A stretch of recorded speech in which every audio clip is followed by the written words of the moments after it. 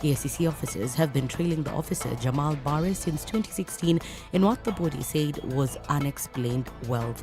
Jamal, whose daily duty is to man traffic in Thickertown, was at the time of his arrest still unable to explain the source of the millions that were traced by the officers to his accounts. The money has now been transferred to EFCC accounts as investigations continue.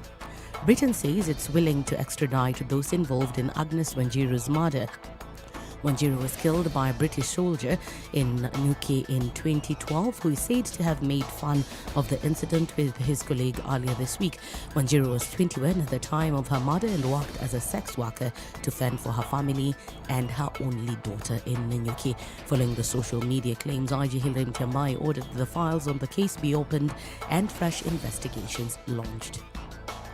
Absolutely no stone will be left unturned in making sure that we provide all of the information necessary for the Kenyan authorities to investigate those claims. The UK has nothing to hide. We want these investigations to be dealt with as quickly as possible. We want those responsible to be brought to justice because Agnes and her family have already had to wait too long for these cases to be resolved. We need that now to be investigated and brought to the courts here in Kenya as quickly as possible, and any further allegations that come to light will be dealt with the same urgency on our part. Defence CS Eugene Wamalo on Tuesday told MPs that the British government has committed to cooperate in the country's effort to ensure the soldier who murdered Agnes is brought to book. Kisumu County has continued to record low uptake of COVID-19 vaccines. Health CEC Gregory Ganda says only 91,906 residents have received the first dose of the jab, representing 14% of the target population. He further states that 35,407 residents have received the second dose, meaning only 5.2% of residents are fully vaccinated against the virus. The county target was to fully vaccinate 675,000 people by the end of the year. Ford Kenya party leader Moses Wetangula has suffered a major blow after the political party's disputes tribunal suspended a planned national delegates conference that was set to take place today. The meeting was scheduled to happen at the Bomas of Kenya, and it had already been booked and delegates had been invited. Among guests who are expected at the NDC include Wetangula's co-principals in the One Kenya Alliance, Musalia Mudavadi, Kalonzo Musyoka, Gideon Moi and Cyrus Jirongo, among others. The party's tribunal issued orders suspending the NDC pending the hearing and determination of a petition filed by Crispinus Baraza under a certificate of urgency. The case will be mentioned on November 15th.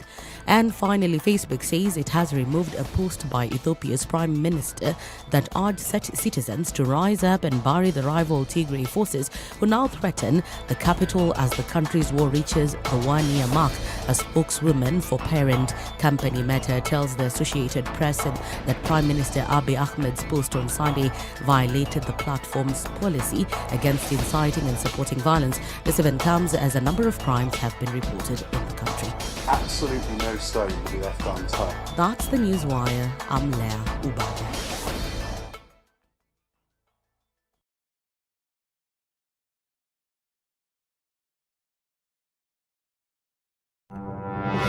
If I'm found guilty, there is no problem. I'm willing to serve. I have no problem. Jails are meant for human beings. They say a society gets the leadership it deserves. If you have a corrupt, crooked and rotten society like we have in Kenya, then of course they will get that kind of a leadership. I think the president should dissolve parliament. That's the best solution at this moment in time. Dissolve parliament. All of you go home. Yes, we all go home. How are we encouraging other people who might have new and creative ideas? Young people who are making money without any government help. They are just buying their own bundles. They are going on TikTok and making money. KRA is coming after them. I've been in parliament for 15 years. We have been unable to pass the gender law. And yet no presidential candidate is talking about it now. Because we are fake. The truth is, all the men refused to vote for that law. What did Sonko do to Pumwani maternity hospital? Yeah, he with cleaned his it own up. money. Cleaned it with his own money. That was him as an individual. Yeah. And I did not say he was cleaning his own money. I was saying he was cleaning. He cleaned it. Foot, mouth. Foot, mouth. Eric. Okay. The Situation Room, Kenya's biggest conversation. 102.5 Spice FM, Kisumu. to a dull roar in many parts of the city this morning. It looks pretty good coming out of Westlands. Not much traffic there at all. Hopefully we can continue in this same fine fashion through this Thursday morning. But we're going to have to keep an eye on things this morning. We're seeing Jogo Road is also building up, getting into the city via Landis. At the Camp Country roundabout, we're going to see a slowdown of traffic there.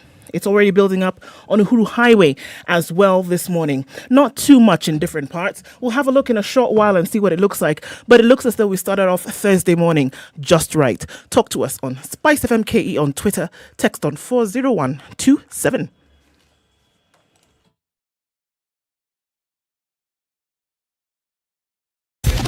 Broadcasting worldwide, Spice FM.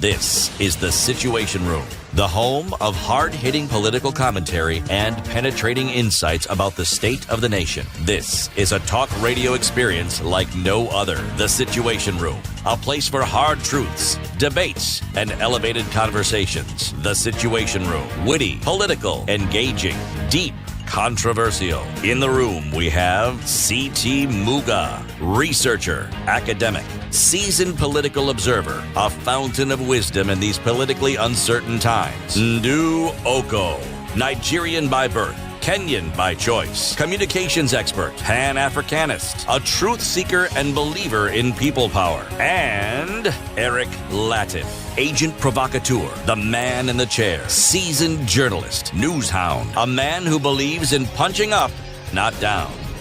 This is The Situation. Good morning to you. How are you doing? Welcome to today's big conversation. The first Friday of November 2021. It's the fourth day of the month. How are you doing, City Muga? I'm doing very well, thank you, sir. Yeah. And yourself? Mimi niko sawa kabisa. Well done. You can say hello to Ndu. Ndu. Kimona. How are you today? Meniona? Mimi naona wewe. Wewe naona mimi. Yes, na naona macho. Ukiniona. Mimi naona wewe na macho, which Na means unaonaje? I'm looking at you with one eye, macho. Then when I look at you with both eyes, sasa ni mecho. I'm now looking at you na mecho. Sasa umeona nini? Wewe. Okay. Na umeona aje? Sister ambaye amekaa hapo. So how many eyes make it machozi? Kama iko maji natiririka. Sasa inakuwa machozi. Oh. Similarity iko mingi. Na kama iko soup natengenezwa inakuwa mchuzi. Ni mchuzi. Yes. Na ikiwa lizard inakuwa mjusi. Where did that come from? Right. Anakula mchuzi wa mjusi. I have no idea what's happening right now. Mjusi is a lizard. It's not that other thing? What other thing? Nitakuchapa kama what? Burukenge. Burukenge. That's not lizard? It's a monitor lizard. Oh, na lizard, I beg. It's a lizard, but monitor. Okay. Big. Okay. Looks like baby crocodile, but it's fully grown. Mjusi. Juicy? Juice is a small one. Learn something new every day. How are you, Eric? I'm very well. Super duper. Yes. Yes. Welcome to the show, everybody. We are glad that you are tuned in today. We have some interesting conversations. So, there's a guest in the country from the UK, and he is talking about what the soldiers from his country did some many years ago and what the government of his country is doing. British Minister for the Armed Forces James Heappey is in the country, and he has talked about the issue of investigations into the death of Agnes Wanjiru, who was allegedly murdered by a British soldier in 2012.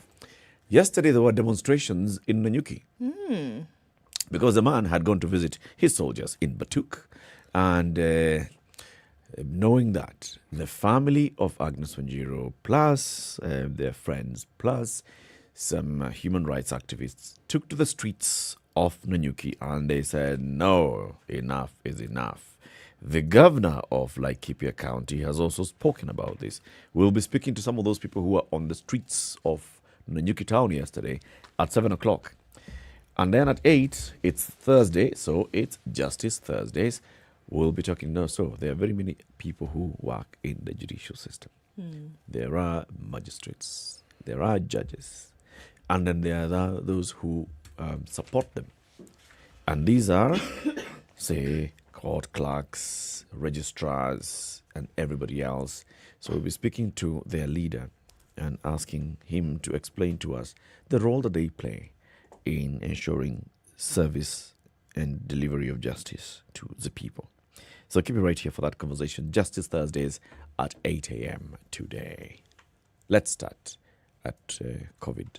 Let's start at COVID, where 103 cases is what we're looking at in Kenya yesterday. No deaths, as Kenya records 103 new COVID cases. That is what is happening in the country. But let's look at a significant number in the world. 5 million deaths is what the world now has surpassed. The world has now passed 5 million deaths worldwide. Vaccines indeed have slowed the death rate, but officials are warning of worrying rises in some countries. And they're saying, look, because of vaccines, we're seeing that these numbers have come down. But the true toll of the 5 million deaths in the world could be much higher. The milestone comes amid warning from health officials that cases and deaths in some countries are rising for the first time in months. Nearly 250 million cases of the virus have been recorded worldwide. Actually, just shy of 250 million COVID cases around the world. In the US, almost 750,000 have died. In Brazil, 607,000. In India, 458,000. Health experts believe that the numbers are underreported in all of these countries because of deaths at home and in communities whereby they have not reached hospital.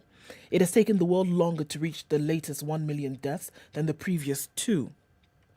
It took over 110 days to go from 4 million deaths to 5 million deaths. That is compared to just under 90 days to rise from 3 million to 4 million. So it has been slower in terms of how many deaths have been recorded around the world, but the numbers are still rising. Let's look at some numbers that have also been significant. You know, the island of Tonga 4 days ago recorded its first case of COVID-19 ever. Disneyland in Shanghai shut down completely because one visitor presented with COVID-19 related symptoms. Thailand is opening its country again to tourists from 60 nations. And then all of this, experts are saying they may never actually know the true origins of COVID-19. All of these things happening in the world at the same time. This comes off of things happening such as the UK now removing all countries in the world from its travel red list and saying, okay, thanks very much for that time. Everybody now can come. Of course, they're hosting the UN climate talks. Indeed, they are. One thing that's still very important, though, in the country, if we're looking at the fact that vaccines have essentially slowed down the death rate around the world, let's look at what the country has done so far. Important to still say, if you can go out and be vaccinated, please do. 5,427,617 people have been vaccinated in the country so far. 42.9% of those are total vaccinations. We're now looking at a positivity rate of 2.2% in the country. This positivity rate. So it was 0.something% the day before yesterday. Now it's 2.2. Yeah, but you also realize that the day before, how many cases were there? 19. Yeah. And then yesterday there were 103. It actually is a positive season for vaccines. News coming out of the UK. Cancer vaccines.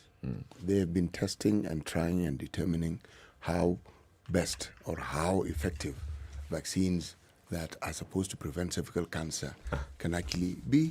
And lo and behold, research that has been done for the last, how many years? Going to 10 years.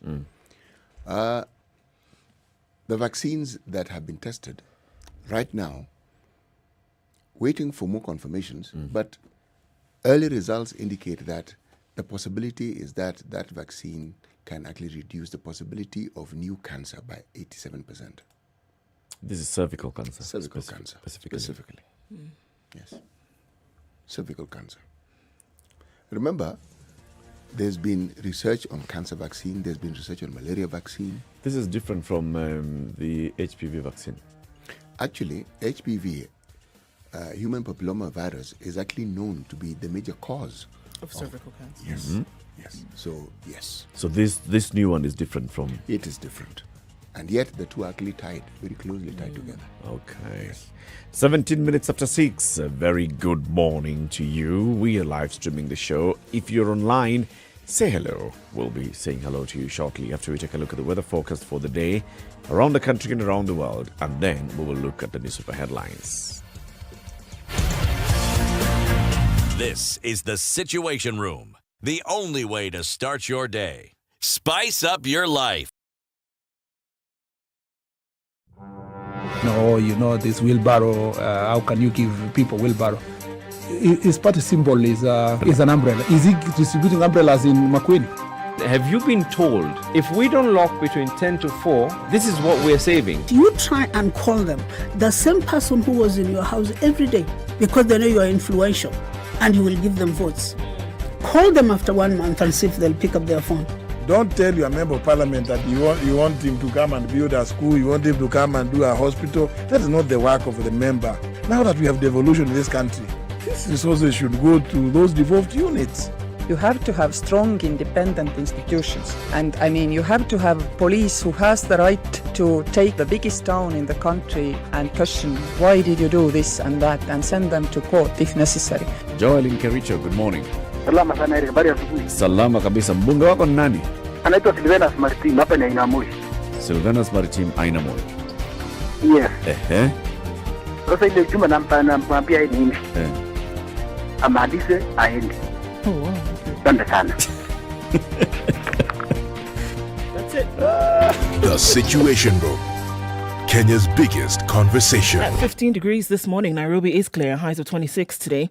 We'll also see highs of 27 in Nakuru. It's mostly clear at 14.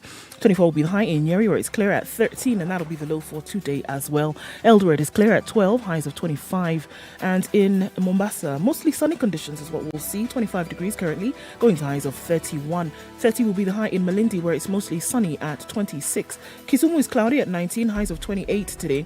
While in Kakamega, mostly cloudy conditions at 15, going to highs of 29.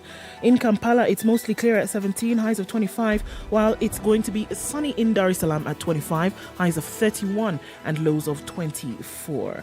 Johannesburg is clear at 14, highs of 27 today, while in Lagos, mostly clear conditions at 25, highs of 32, coming back down to lows of 25 today.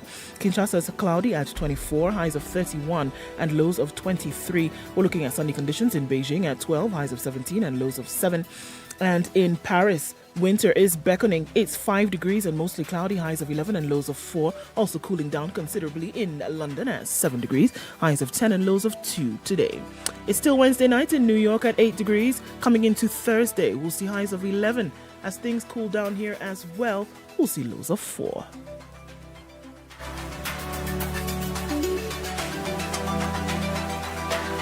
SpiceFM. Spice up your life. Mature, intelligent talk every morning. Spice up yourself.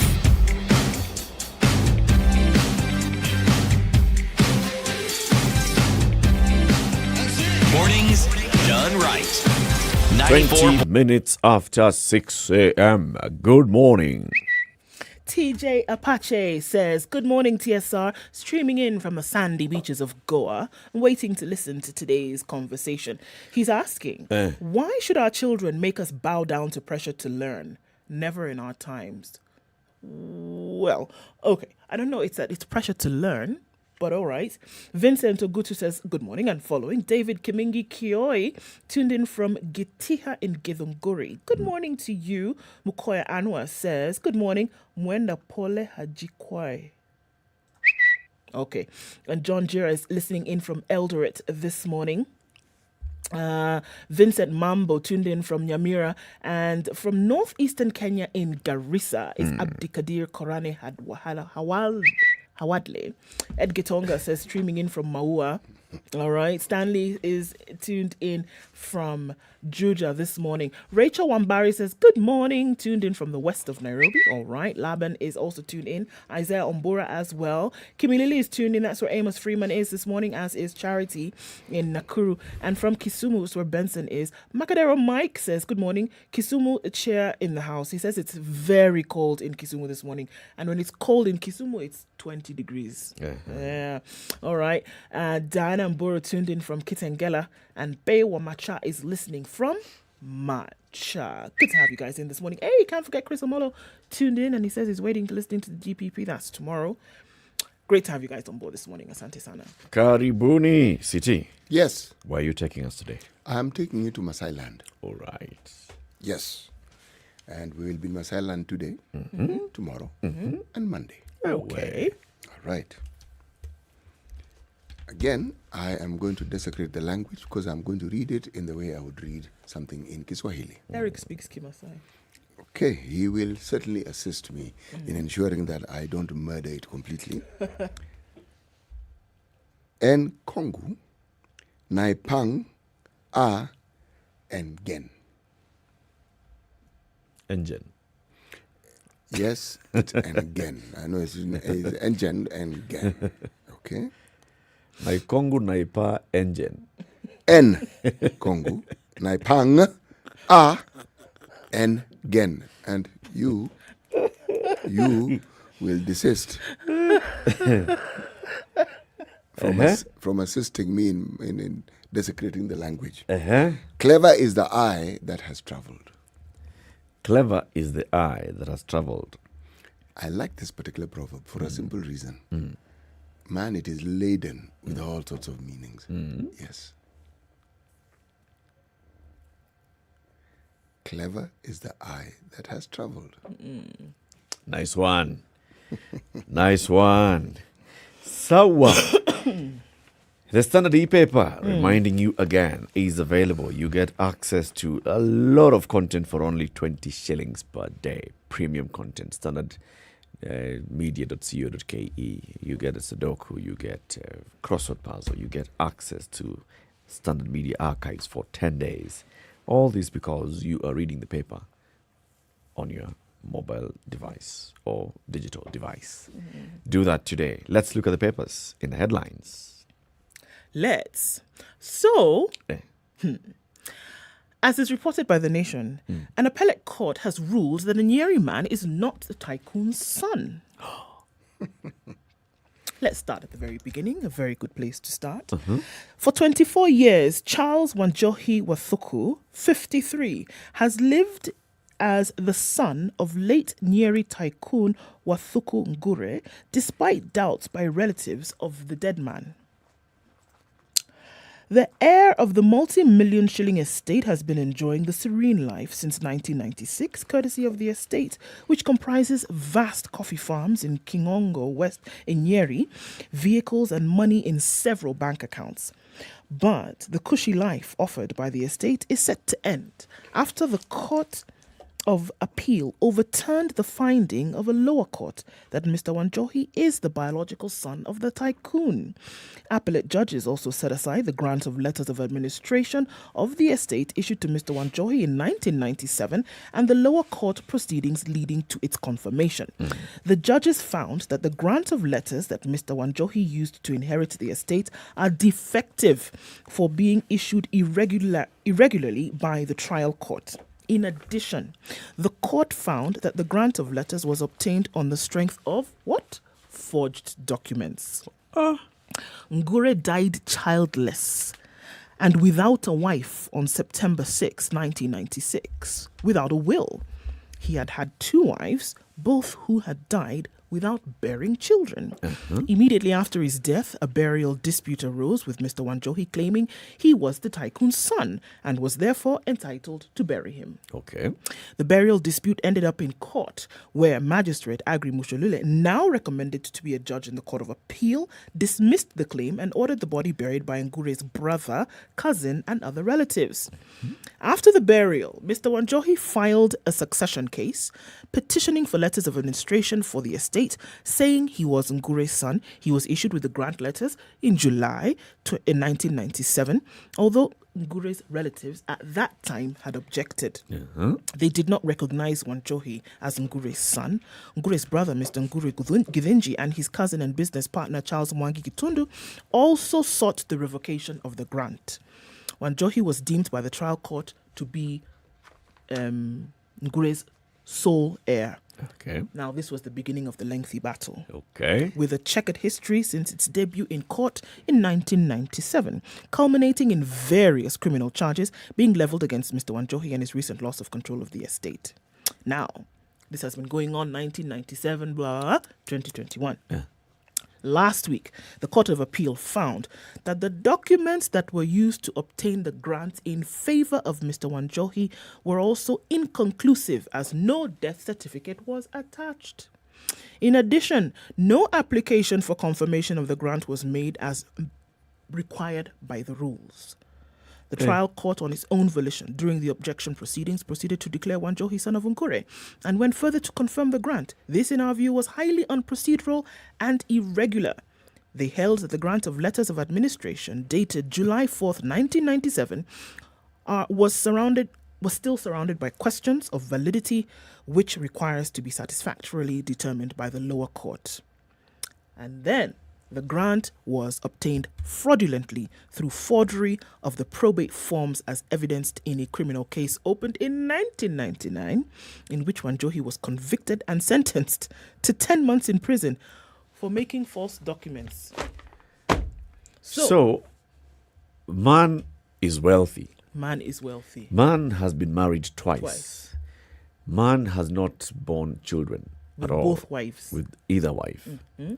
Both wives are dead. Yes. Man dies. Yes. Childless. No will. A guy comes and says, That's my father. "That's my father." Let me bury him.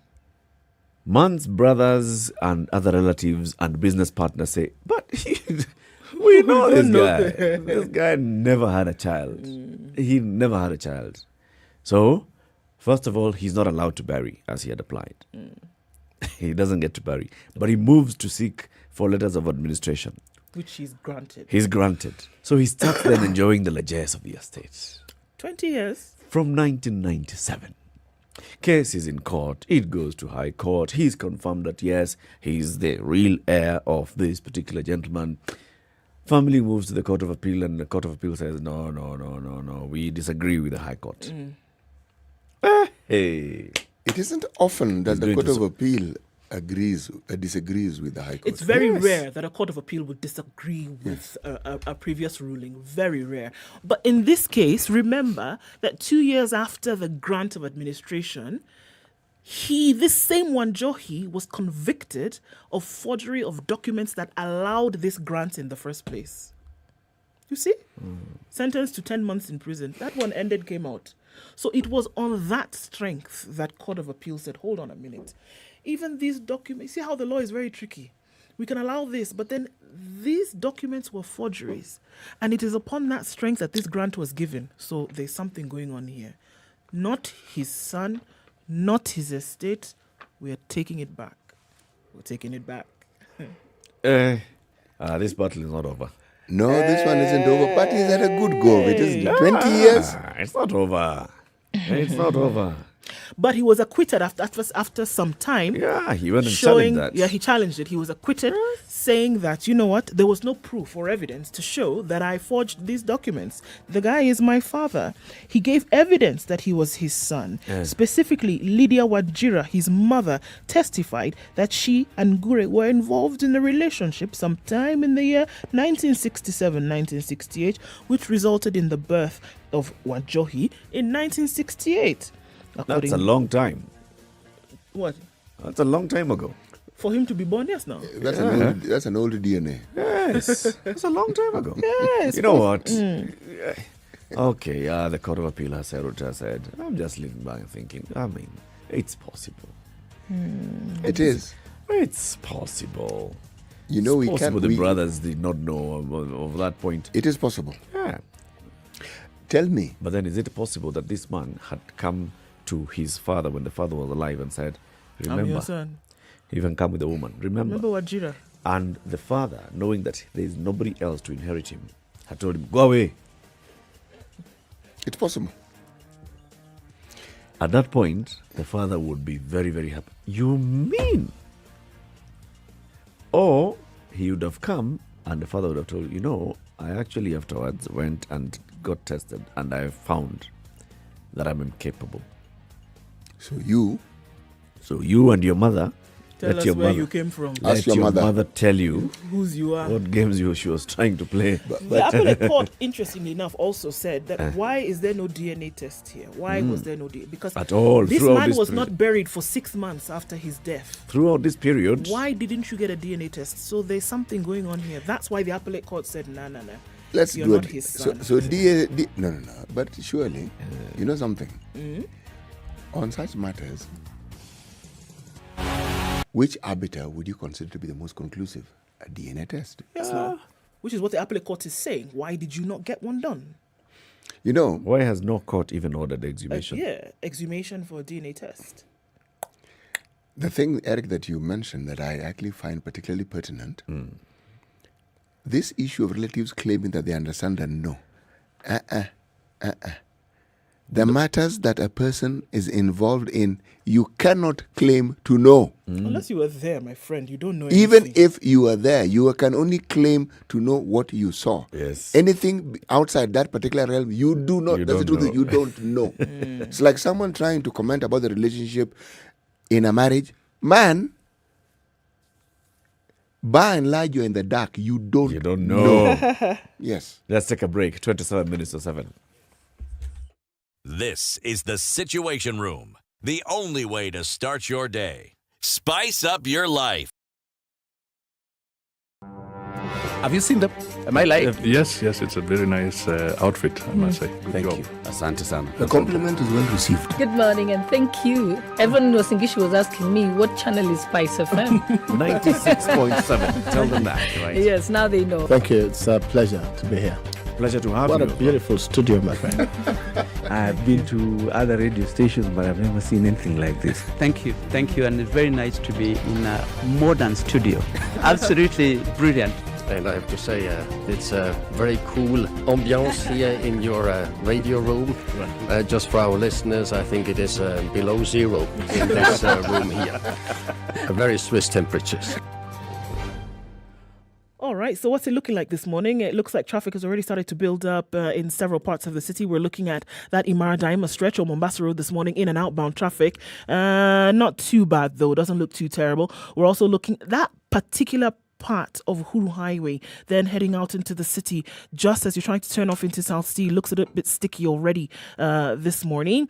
Other parts, though, not woken up just yet. It looks a bit dark and maybe folks are thinking it's still early in the morning. It is not. So if you're getting out this morning, if you're on the Thika Superhighway, you won't have too much of a headache. There's that little knot between Muthui Square and then the Pangani Underpass. Coming off Kiambu Road right now is an absolute breeze. You want to take advantage of that, but be careful at the same time.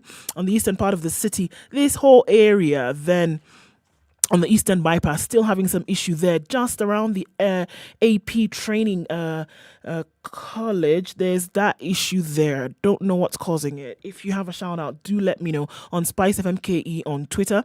But we'll see as things wake up what they look like. All right, text us on 40127 just in case things do go awry. Now, what do we say every morning? Don't forget the bypasses. They're going to help you out this morning getting where you're going. Let's try to keep things moving this morning, shall we?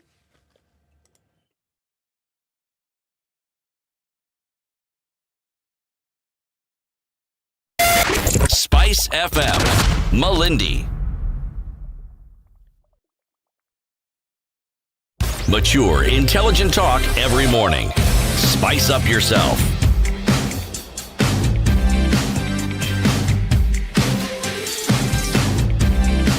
24 minutes to 7. Done So right. today it's all about property. Okay? Page 9 of the Standard. There's a gentleman whose name is Pavel Paul Curzon. Mr. Pavel Paul Curzon is a British expat. He came to Kenya in 1993 as an engineer. After 11 years, he bought some pieces of property in the country. Now, in 2006, in 2016, he's in the UK attending to a sick relative, and then he's called by his workers in the country, in Kenya. There are people who have come and they're evicting us. We've been kicked out of this home and the property. Turns out that the people who are doing this have actually filed and said, this man is dead. The one who is reporting. He's dead. Whoa. And he had sold us this land before he died. The one who called.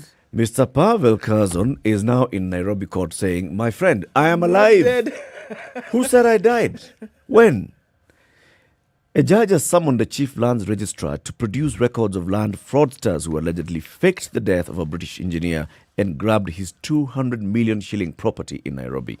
But the two Nairobi businessmen accused of faking the death certificate of Pavel Paul Curzon and taking over his property maintain that he is long dead, and the person in court claiming to be Paul Curzon is a ghost. I love it. Casper. Only in Kenya. They didn't say that in court. Justice Samson Okongo of the Environment and Lands Court also summoned the officer commanding Kilimani Police Station to appear in court and disclose the full names and identities of people that his officers helped to evict the Briton and his tenants from the land. The Chief Lands Registrar must personally attend court on November 8th to produce and show to the court the land records in respect to the complainant's property situated along Ngong Road. Curzon is suing the police and the Chief Lands Registrar for allegedly protecting land grabbers who invaded and took over his property while he was away in London attending to his sick wife. He also sued businessman Martin Mudhama and Stephen Kirianki for invading his properties in Kileleshwa and Ngong Road and putting them up for sale. According to the expert, the alleged land grabbers faked his death and prepared a death certificate, which they used to change registration ownership of the property. They then timed when he was away to invade the land and take possession. By the way, this week, He's a ghost. it's it. replete. I'm telling you. Karen, yes, there was yet another story in the course of this week yes, involving a ghost. A politician. Now, this time, somebody had actually died. He had died. Now, there was a claim by a local politician that indeed this dead person had sold them the land. Yes. And the person who had passed with the disease has a brother. And the brother says, my brother did not sell anything to anyone. Yep. Now, this matter is also in court. It's about land. It's about people Property. dying and people having sold the property before they died. So according to Mr. Curzon, the ghost... According to the ghost. The ghost speaketh, yes. While he was in the UK, he was called and told that people have come accompanied by armed police officers and evicted his workers from this property. They claim that he had sold them the land before he died. Now those guys are saying, what do you mean? This man is dead. This is a ghost. This one that you think, this is dead. Boo. Your Honor. Your Honor, my Lord, it's a judge. My Lord, this is a ghost. My Lord, this one, ghost. What do you say? This one, the claim that the land was sold, the politician claimed that the land was sold to her in 2011. Now, the brother of the deceased, who was testifying via video link on the court, he said, but in 2011, my brother was living in that property. Okay? He died in 2012. So, he couldn't have sold the property then. Then there's somebody else who was coming and said, actually, he owned this company and he had actually even transferred his shares. It's called Plover's Hunt Limited, that he had actually transferred the shares to me and saying, no. These things didn't happen. But you know something, huh? In that very UK, there is a gentleman who happens to be a prelate, okay, a man of the cloth. He also got a surprise when his neighbors called him to actually inform him that there were people who had moved into his house. He had more than one property. He got there and found somebody they were renovating the house. They were removing things, peeling off things. And so he called the police. And they said, actually, we've checked the details. And indeed, you sold this property. Said, I am the one who owns it. I'm telling you, I didn't sell it. No, but the records show. Do you know what happens? Identity theft. It happens quite a lot. Yes. Individuals who are clever enough had gone and actually made sure that they had taken over this person's identity. So the sale was actually genuine. So now... But not with them. No. It wasn't him. It was the person claiming to be him. But all the documentation related to him were not false. Everything was genuine. Yes. Genuine, as they say. Genuine. Land. Before you take the break, there's another one. This one, now I'm taking you to Murang'a. Okay? For 2 years, Alice has been involved in a battle for the control of her family's 3 acres in Murang'a Ridge village in Murang'a County. She believes that this particular piece of land, the 3 acres, belongs to her 3 sisters in her family and her only brother, Edward Masharia, who is now 25. But Mr. Masharia, the brother, thinks land traditionally is only held by men and their sons. This clash has led to dirty schemes, with state administrators also getting sucked into the dispute. The climax of the row was in July last year, when Alice woke up in a strange environment, looked around, later discovered that she's at Mathare Teaching and Referral Hospital. I did not know how I ended up at a mental facility 70 kilometers away from my village. I have never had mental illness. My brother told the hospital that I had been ailing since 2017 and I had passed out in a rage, hence the decision to take me to Mathare. Get out of here. Your brother. I woke up in Mathare. Yeah, actually. So it's okay, Alice. Relax. Don't worry. Try convincing folks you're not crazy when you're in a mental facility. Mathare is full of such stories. Yes, we're going to the break, everybody says I'm not crazy. In a mental institution. In a mental institution. You're trying to say you're not. No, this one is anecdotal and I have to say it. Story is told of the first president of the country who also went to visit Mathare, presidential tour. And of course, he went to this place and he introduced himself.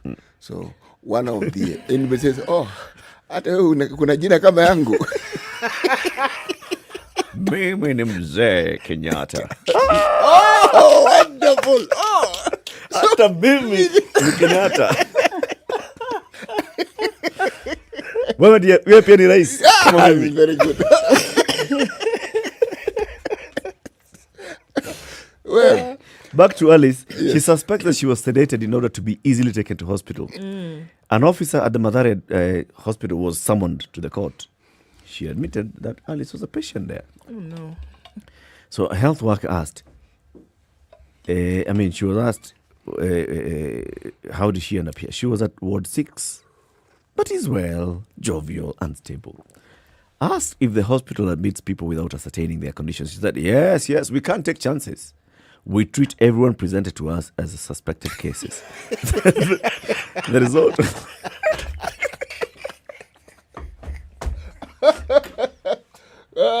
It isn't really a laughing matter, but it is a laughing matter. It's not a laughing matter. We conduct evaluation. The results take time. But in the meantime, proving guilty.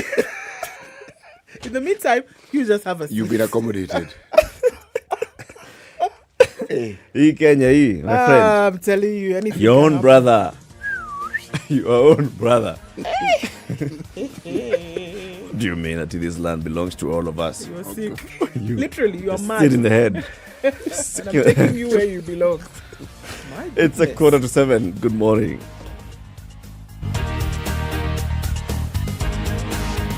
This is the Situation Room, the only way to start your day. Spice up your life. Spice FM. It's getting hot in here. oh, everybody steals. It's better a thief who brings something small back. And I say to myself, there's no better thief. A thief is a thief, period.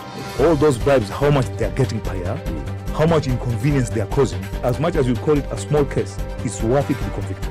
The truth is, we are a tribal nation. Because if we were not tribal, and I want to go back to this, you cannot continue walking around with a mug which is clean outside and it's rotten inside. We have become a Fuliza country. We have mortgaged our country because of debt. You've got one chef working and the assistant chef wakati anatakana koroge unga nini hayuko. This is the Situation Room, the only way to start your day.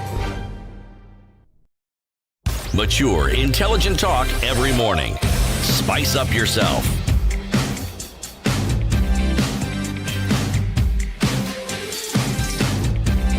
Okay, City, before you tell us about that story, Right. is it this story of my siblings took me to mental hospital in land grab scheme? It's a full page story in page 3 of The Nation. There's a quarter page ad on page 3 of The Nation. Prime land for sale.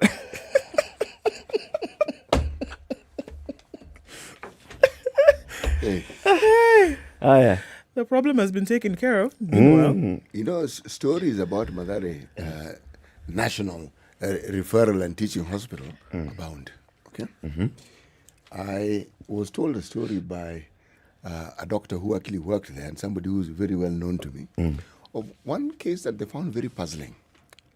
An old man was actually brought, an elderly gentleman was brought to the hospital, screaming and yelling that the two young men who were brought in, there were three, were actually robbing him. And they said, no, this is what he does. That's why we decided to bring him here.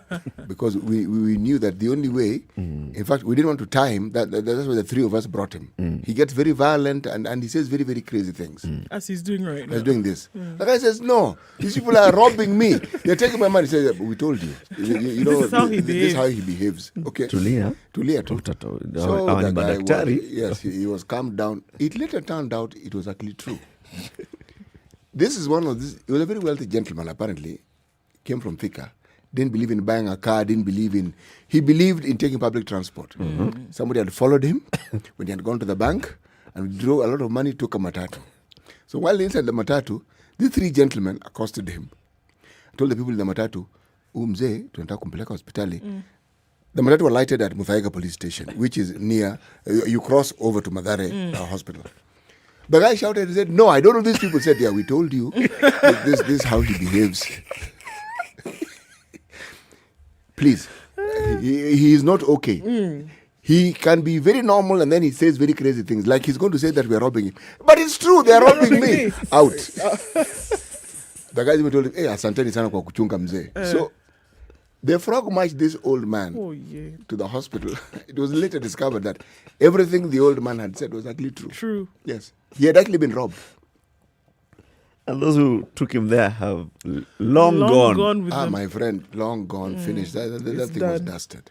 So. What's in the Business Daily? The Business Daily is something positive. Firms raise salaries after the end of night curfew. Kenya private sector hiring increased in October and firms also increased workers' pay, partly helped by the government's easing some restrictions aimed at containing the spread of COVID-19 finding after a monthly survey shows. In late October, President Uhuru did what he did, okay, and we all know it. But the thing is this. The lifting of the curfew is suddenly helping inject a lot of energy into the private sector and into businesses. Yeah, Eric is still caught up in the throes of that story of that elderly gentleman who was given a scholarship that he didn't deserve. No, he didn't deserve it. Some stories are truly humorous, but the person who was at the receiving end of it, it's not so funny. I doubt very much.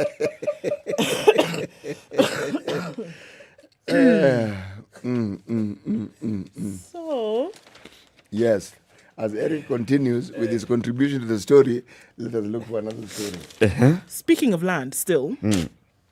A law that blocks foreigners from owning land has been nullified. A court has declared a section of land laws that bars foreigners from owning land in Kenya as unconstitutional. Good on ya.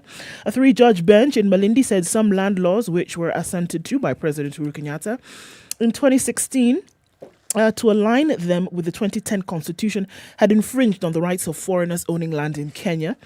According to the judge's ruling delivered on the 29th of October, which was made available yesterday, a declaration is hereby made that the amendment sought to be introduced under Section 12 of the Land Act, vide Section 47 of the Land Laws Amendment Act, are unconstitutional, null and void. Justice Charles Yano, Justice James Olalo, and Justice Lois Komingoe, however, allowed the National Land Commission to initiate an investigation on its own motion, or once the complaint is made, into the present or historical land injustices and recommend appropriate redress. The petitioners had also complained about the new land laws which limit the acreage a foreigner can own in Kenya. The judges made this decision in a petition by officials of the Law Society of Kenya, Mombasa and Malindi branches, who sought orders to stop the implementation of the amended laws.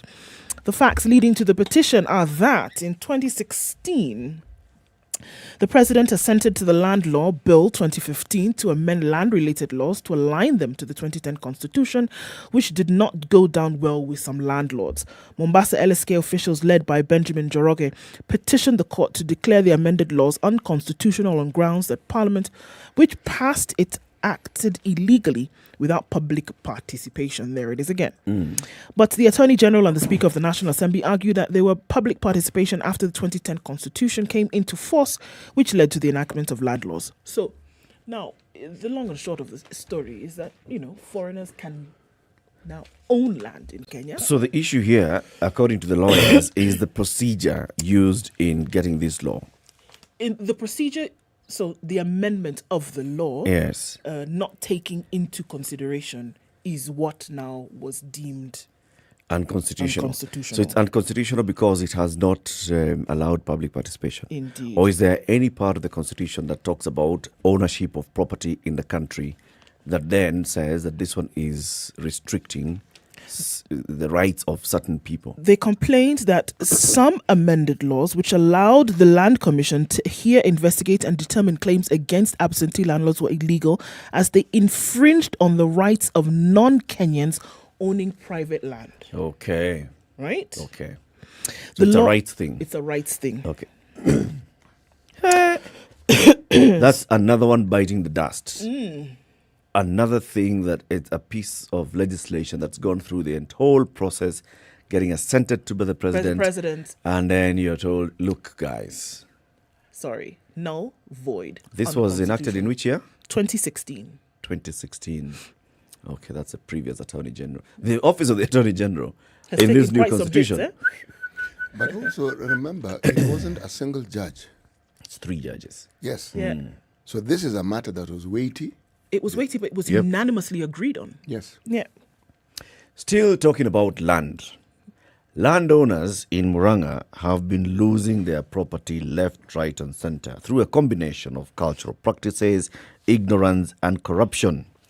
For the past 20 years, Murang'a economy has been losing billions in fraudulent property deals, the worst hit being widows, illiterate residents and greedy property sellers out to pocket a quick buck.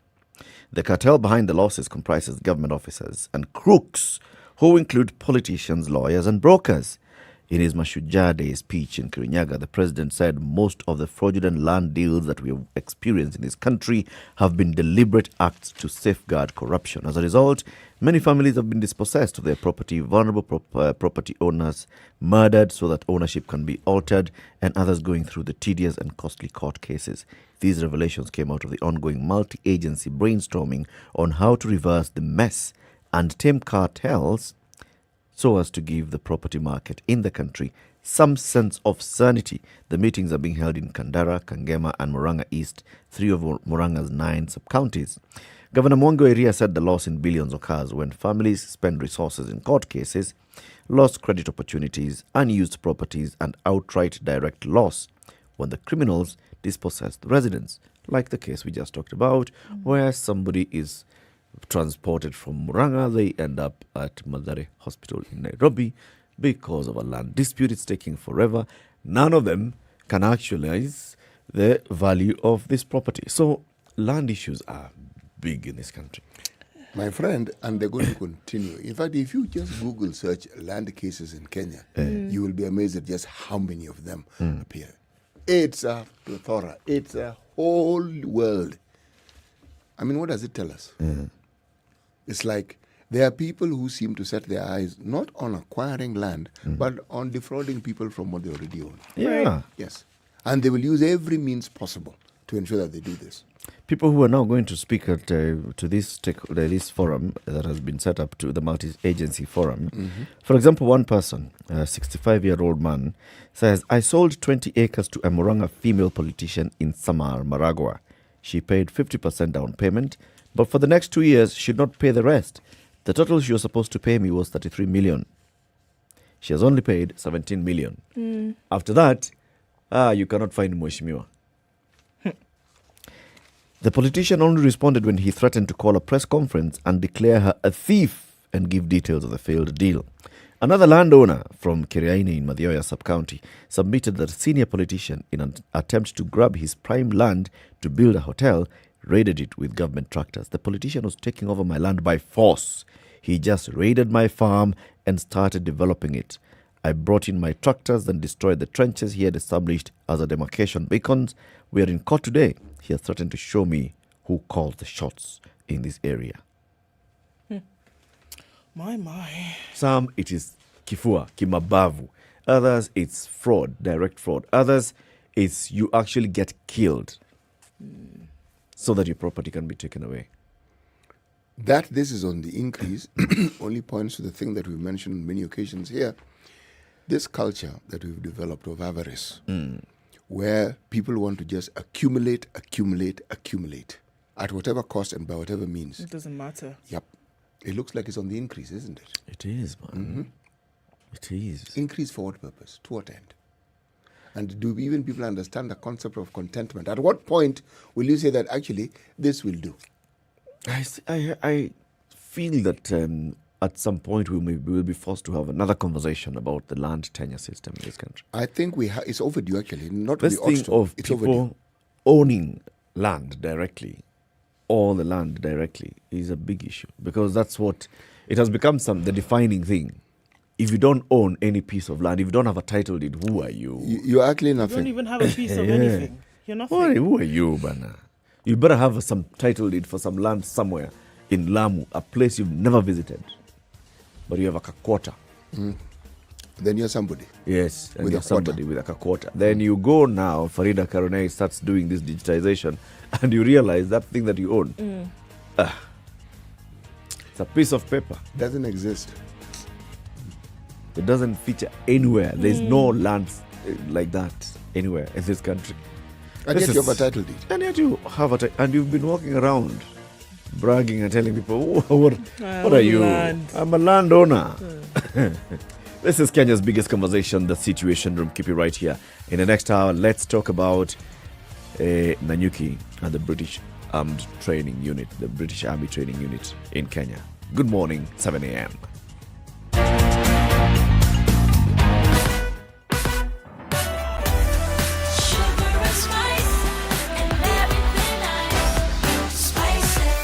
Spice up your life. The latest news from around the world. 94.4 Spice FM.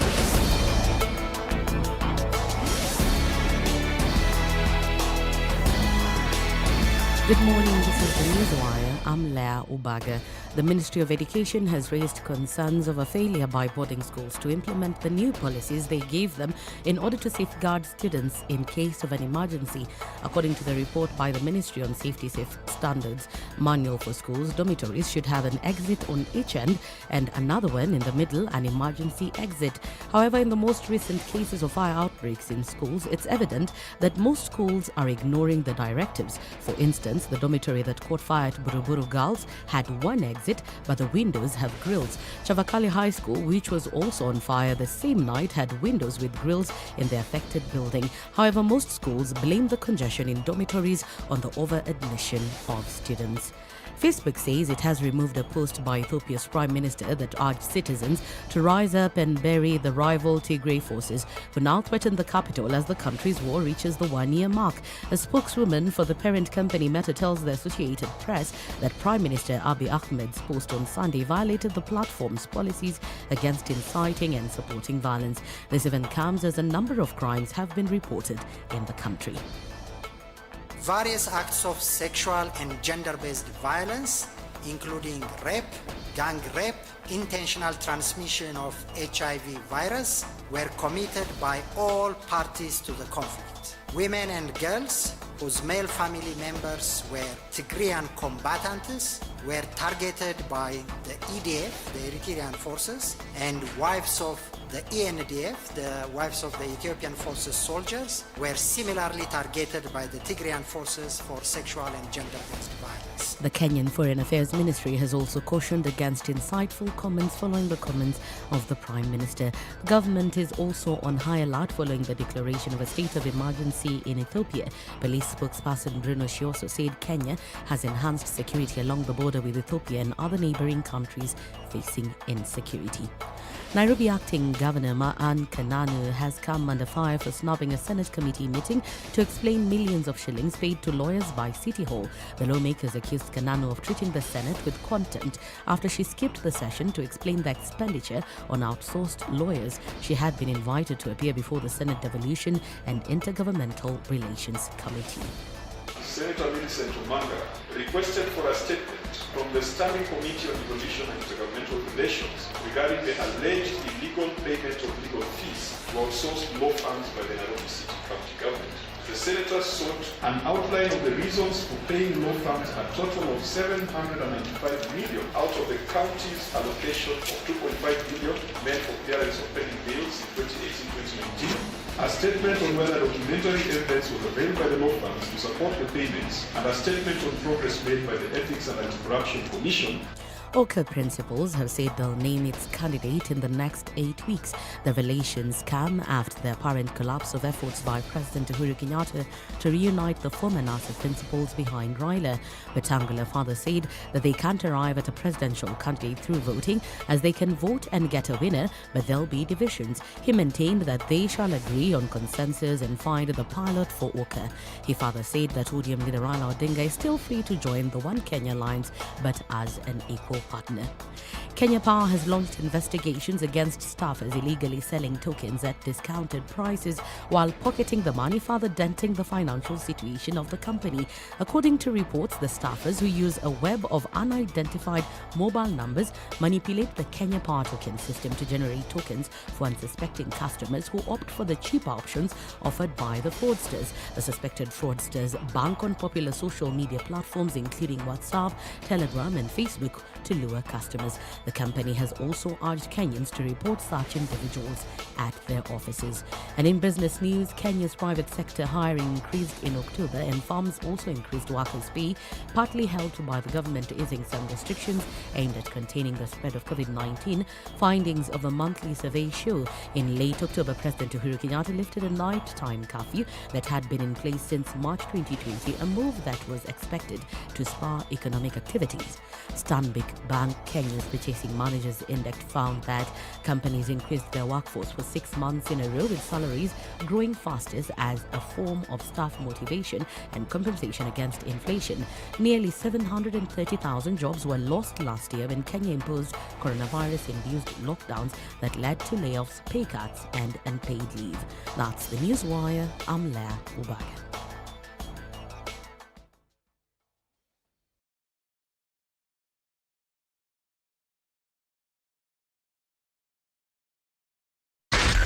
Spice FM, Nakuru.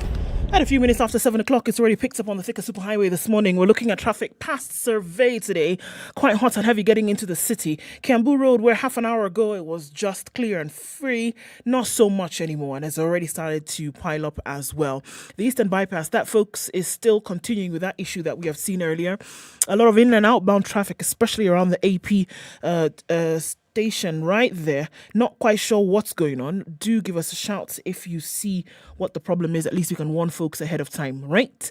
All right, we're looking at that whole area of Jogo Road as well, the circuit industrial area starting to pack up as well. Lunga, Lusaka, Likoni, then spilling over to the Likoni interchange on Mombasa Road this morning. Quite some traffic. Langata Road doing its thing this morning, and it's quite thick as well on Uhuru Highway around that whole South Sea turnoff just past Bellevue. That continues to be a sore thumb this morning, so we're going to watch out for that, shall we?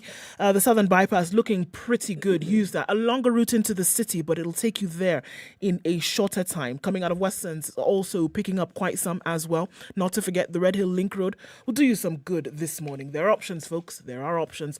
Let's use them. Not too much coming off Mombasa Road, which is a good thing for some folks after having those many weeks of terrible traffic.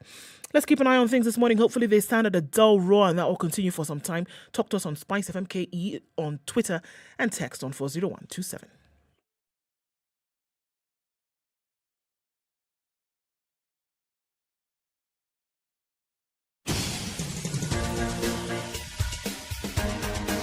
This is The Situation Room, the home of hard-hitting political commentary and penetrating insights about the state of the nation. This is a talk radio experience like no other. The Situation Room, a place for hard truths, debates, and elevated conversations. The Situation Room, witty, political, engaging, deep, controversial. In the room, we have C.T. Muga, researcher, academic, seasoned political observer, a fountain of wisdom in these politically uncertain times. Ndu Okoh, Nigerian by birth, Kenyan by choice, communications expert, Pan-Africanist, a truth seeker and believer in people power, and Eric Latiff, agent provocateur, the man in the chair, seasoned journalist, news hound, a man who believes in It is up, 8 minutes not after 7. down. Good morning on this 4th day of November 2021. Kenya's biggest conversation enters this second hour. We are here until 10 a.m. Remember, at 8 o'clock, we speak to somebody from the judiciary. Today is Justice Thursdays. Okay. Today, City Olemuga has the proverb. Yes, that is, if this tickle in my throat will allow me to actually state the proverb without coughing. En kongu naipang a engen. And it's not engine. En Kongo, Naipan, A and gen. Engen. Clever is the eye that has traveled. Clever is the eye that has traveled. This is a Maasai proverb. Yes, it is. Okay. Right. It's a good one. For pastoralist community, traveling is part of their daily life. It is. Okay. You know, when you put it that way, you've actually got in the heart of the matter. The eye traveling, you know, the eye doesn't travel often without the body. It can travel within the body. But if you're talking about actual physical movement from, say, a stationary position of the body to the next, but that's not the only movement. That's not the only traveling. Remember, they say that when you read, the experience of reading, that in itself is a journey. Yeah. And it's a journey to many destinations, because the destination now is the experiences that you encounter as you read. Yeah. Yes. Let's travel to Laikipia, Shall we? specifically Nanyuki town, and begin with this story on page 4 of the Standard today, where the Laikipia Governor Nderitu Muriithi is appealing to MPs to reject the Kenya-British military training agreement and demand for justice over the 2012 murder of Agnes Wanjiru. Muriithi says life of a single Kenyan outweighs the economic benefits of having the UK forces training in Nanyuki. The county boss said locals want to see justice served and will not be hoodwinked by material benefits. He's asking the National Assembly Defence and Foreign Relations Committee to make good their threat and not renew the military training pact until the murder suspects are brought to the country and prosecuted. As Kenyans, he said, all we want is justice. We don't want to be hoodwinked. We want our military to stand with us, not with the bully. He's accusing Defence Cabinet Secretary Eugene Wamalwa of allegedly siding with the British forces in this matter. Our CS for defence is failing us. We even doubt Eugene's allegiance. He should tell us if he serves the interests of the UK or Kenya. He made the remarks on a day that locals were holding demonstrations in Nanyuki to demand action against the murder suspects. On Tuesday, lawmakers had threatened to shoot down the Kenya-British military agreement unless suspects in this matter are surrendered and prosecuted under Kenyan law. As he was saying this, the governor of Laikipia, the British Minister for the Armed Forces, James Heapy, is in the country, and he was in Laikipia yesterday, visiting the Batuk at their main base, Nyati Barracks in Nanyuki. He said the UK government has promised to fully cooperate with the investigators probing this death. The UK Minister for Armed Forces, James Heapy, yesterday said that Miss Wanjiro's murder and the subsequent cover-up is embarrassing and is soiling the image of the UK. He said British Army commanders in overseas territories are under instructions not to protect any rogue soldiers who commit offences in the host countries. But the minister said he did not commit to the extradition of these two soldiers being investigated over this incident. Instead, Britain would ensure that the negotiations would be heard with an aim of protecting Wanjiro's family and give them closure after 9 years. We're being managed. Are we? Yep. Are we? What exactly has this man said? He's saying very many things. Yeah, what exactly is he saying? He's saying we shall cooperate. What does that mean? We shall cooperate. With the authorities in Kenya. whatever they say, we'll do. Yeah, whatever they ask of us.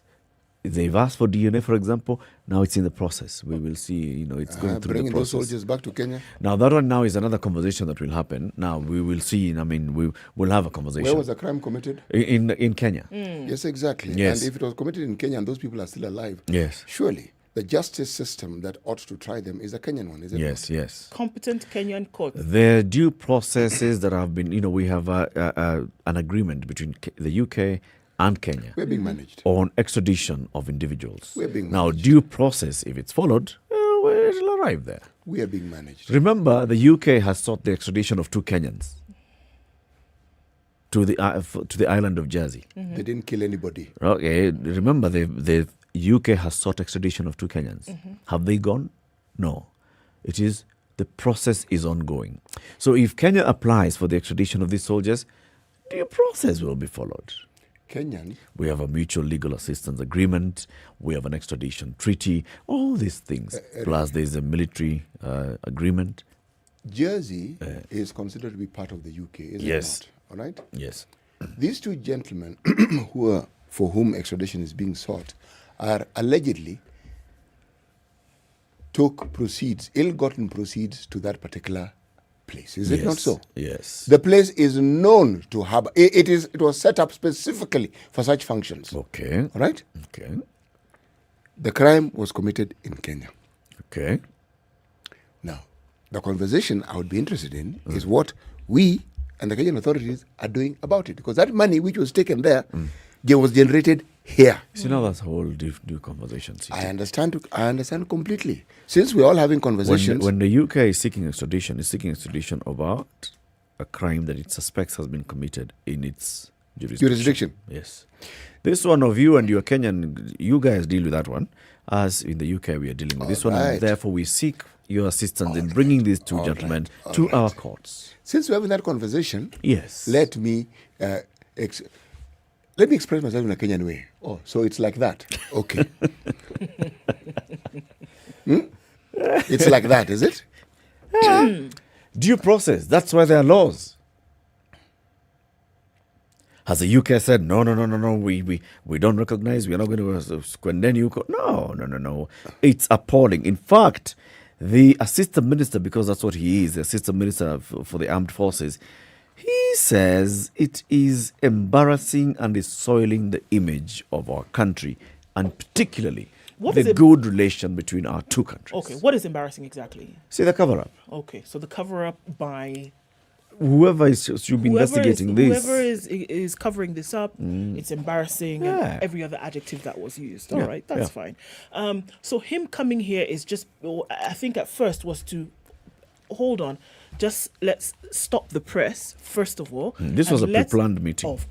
Sorry? This was a pre-planned meeting. Yes. His But trip to come to Kenya was would have was not happened planned whether in the last this 2 whole- weeks. Sure. Yeah. His trip to come here was whether or not this whole expose by British press, etc., Yes. which is all right. But then it just happened to coincide with this. So he's here and said, you know what? While I'm here, Let's deal with this. this thing that's going on, I'm just letting you guys know that we're not walking over it the way in which it has been walked over the last 9 years, Yes. 10 years, okay? Yes. I'm letting you know that we are not just going to let it slide. We are here to say it is an extremely embarrassing thing. We are going to cooperate. Yes. If this case is going to be reopened, the inquiry and all of that, in fact, we are appalled, we are shocked, we cannot believe that such a thing has occurred and we have not done anything about it, but this woman deserves justice, her family, the country, etc., etc. We are going to make sure that we cooperate, and whatever the case may be, we will not stand in the way of justice. Yes? Thank you. You understand the matter. This is what he has come to say. This is what he said by those things that he said. Yes. Yesterday, there were a group of protesters who took to the streets of Nanyuki town to protest and demand justice on behalf of Wanjiru's family. One of those protesters joins us now on the line from Nanyuki. His name is Francis Mwangi, a.k.a. Gadhuti. Good morning, Francis. Good morning. How are you? Very well, thank you. Thank you very much for speaking to us this morning. Okay. So there was a planned demonstration yesterday. Did it take place? How long and how many people participated? It was planned, but it was sabotaged. By who? Yeah, because we don't know the forces behind it, but it was sabotaged in the last minute. So it didn't kick off. The place was all around, and everything had been arranged properly. But in the last minute, before the defense secretary arrived in Nanyuki from Isiolo, so it was sabotaged and it didn't kick off. Francis, were you among the organizers of this protest? I was. So when you say I'm a human rights defender. So I had to be in the planning and of the demonstration. So take us through the whole thinking. So why were you protesting? What did you want to achieve? We had to show solidarity with our sister and her family, because the cover-up was massive, both international and local. And it has been very painful to the family and the entire community, the Laikipia community at large. So we had to show solidarity with the family. Was the family interested in participating in this demonstration? Yes, they were. Because it's the last option. Who in the family? The sister, who has been with the child for the last 9 years. Okay. She has passed through hell with the child because she is doing manual work. So it had been very tough on her. So the neighbors and the community at large had to come in and demonstrate and show that they are in solidarity with the family. Francis, over the last 9 years, what kind of activity has been taking place? Before this news popped up about 2 weeks ago, what kind of activity has been taking place in terms of questions, in terms of protesting about this, which clearly had been silent until 2 weeks ago?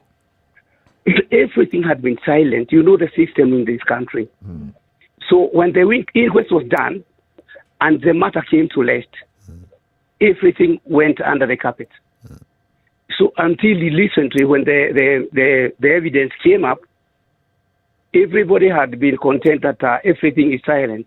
So we had nothing to do. Yeah. So when you say that it was then hijacked yesterday, tell us what happened. What made you believe that the planned demonstration has been hijacked? To distort a demonstration in Kenya, it's very easy because it was just a peaceful demonstration. So the sabotagers, I don't know what mechanism they used to scatter the demonstrators.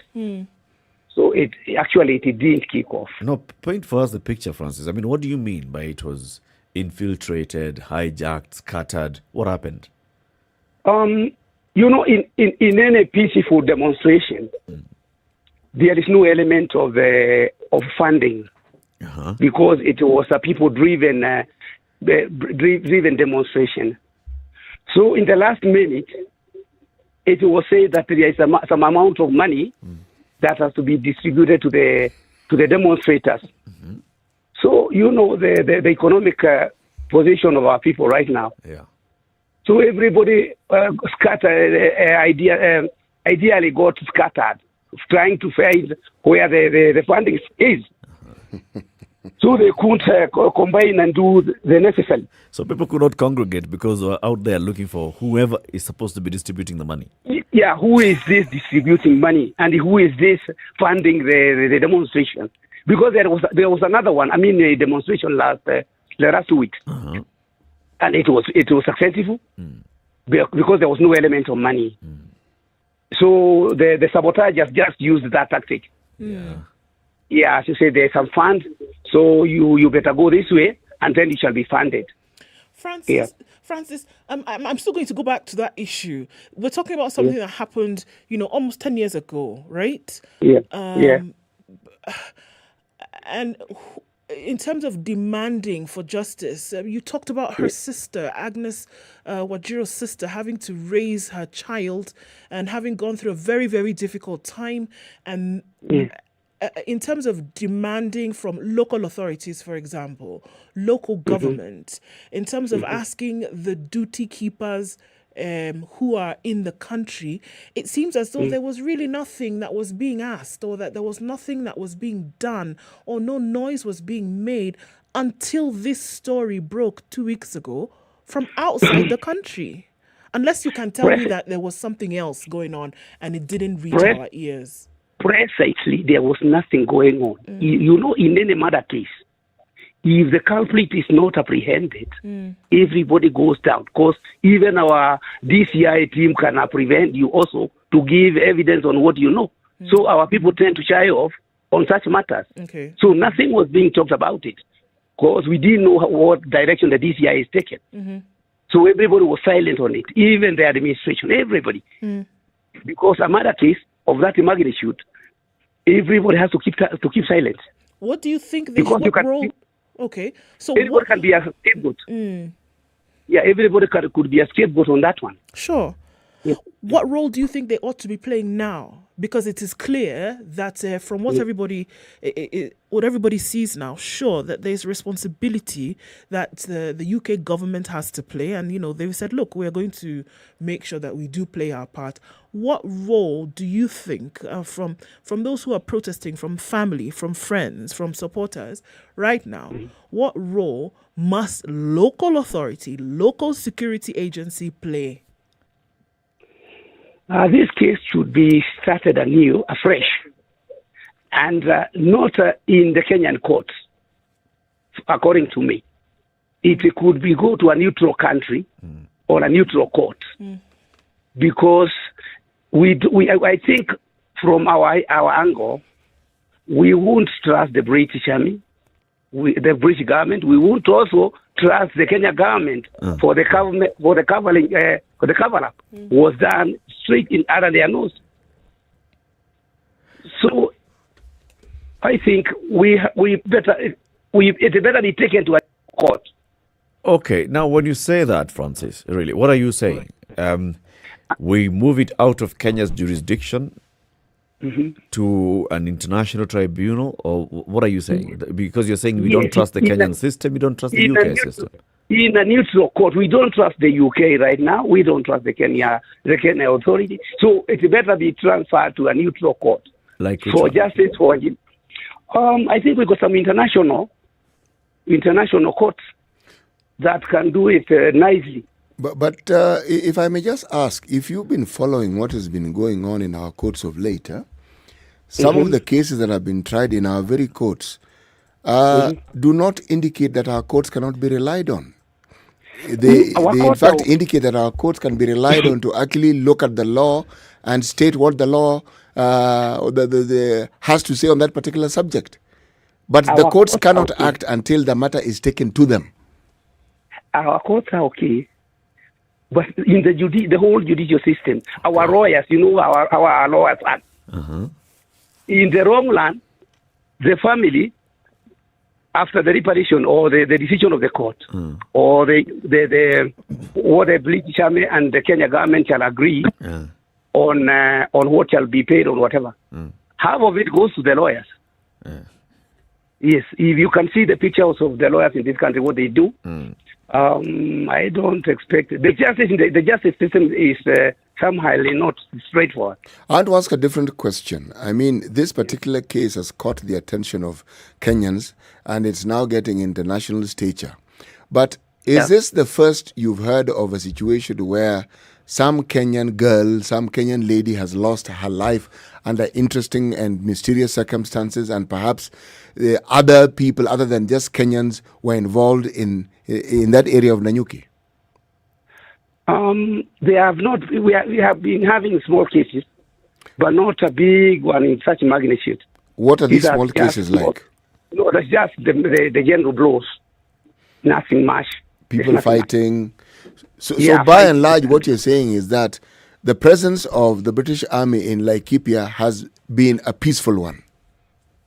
Yeah, the coexistence haven't been bad all that way. Yes. It has been all right. The coexistence has been all right. Yeah, it has been all right, except for a thing here and there. Yes. Yes, on positions like employment and such a thing. So essentially what you're saying is that it's only this particular case now that has now tainted a picture which otherwise was considered to be acceptable. Yes, according to the human right, it was inhuman. The rest were just small bros. Okay. So Francis, what do you say to what the governor of Laikipia is saying? The governor of Laikipia is urging members of parliament to basically cancel this agreement between Kenya and the UK and have Batuk out of Kenya. Do you support this call? Yeah, I could support, but it has to be restructured. The agreement with the British government has to be restructured again. So you want them to stay? You don't want them to leave?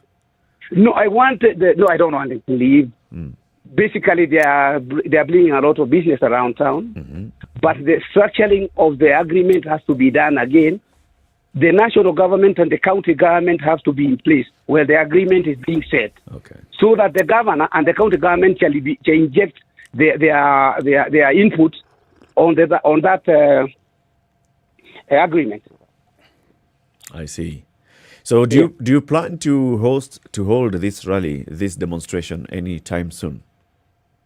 Yeah, we will. When? When after time, we are just watching what the defense secretary said and see the direction that the case is taking. And as it has gone to the Kenyan parliament, and the county government also is very interested in it, the place also is on it, so we are watching. All right. Thank you very much, Francis, for speaking to us. Have a lovely day. Thank you very much. Francis Mwangi is a human rights campaigner in Nanyuki. He is among those who had organized a protest yesterday demanding justice for Agnes Wanjiru and also timing it with the arrival of British Minister to the Armed Forces, James Heapy, who was in Nanyuki yesterday. However, he says that this particular demonstration was infiltrated. It was therefore scuttled.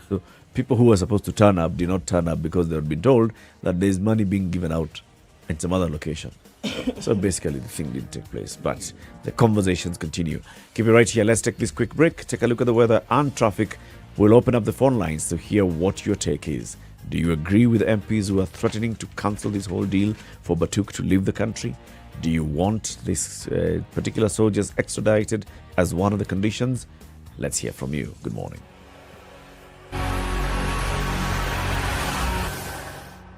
This is the Situation Room, the only way to start your day. Spice up your life. There are so many people peddling what is false and that it bears remarkable resemblance to what is true. Politicians have their agenda, and their agenda is to use every opportunity to sell that agenda and to loot this nation. I have seen major strides that are done in this country when we talk to each other as against talking at each other. We start getting back into the tribal cocoons which were put to us by the colonial powers. You know, they gave us physical freedom but not mental freedom. We're still mentally colonized today into these cocoons of tribe. Now, if you live in an area where it's difficult to find a dog, He's a goat. I kid you not. In which part of this country is it difficult to find a dog? So that you resort. Afande hii umbo yako iko na nini umba special. This is the Situation Room, the only way to start your day. Cloudy conditions in Nairobi this morning at 16, highs of 26 and lows of 15. It's cloudy at 20 in Nakuru with highs of 27. We'll see lows of 15. Nyeri will be mostly sunny today at 15, highs of 25 and lows of 14. And we're looking at cloudy conditions in Eldoret. We'll go to highs of 25 and lows of 12. In Mombasa, light rain in some parts now at 26. The sun has disappeared, highs of 31 and lows of 25. And we're looking at sunny conditions in Malindi at 27, highs of 31 and lows of 26. It's cloudy in Kisumu at 21, highs of 28 and lows of 19. And we're looking at cloudy conditions in Kakamega at 21, highs of 29 and lows of 16. Kampala is cloudy at 20, highs of 25 and lows of 18. And Dar es Salaam is sunny this morning at 26, highs of 31 and lows of 24. Johannesburg is sunny at 15, highs of 27 and lows of 13. And it's a clear day in Lagos at 25, highs of 32 and lows of 25. Kinshasa, it's raining at 22. That'll be the low for today, going to highs of 31.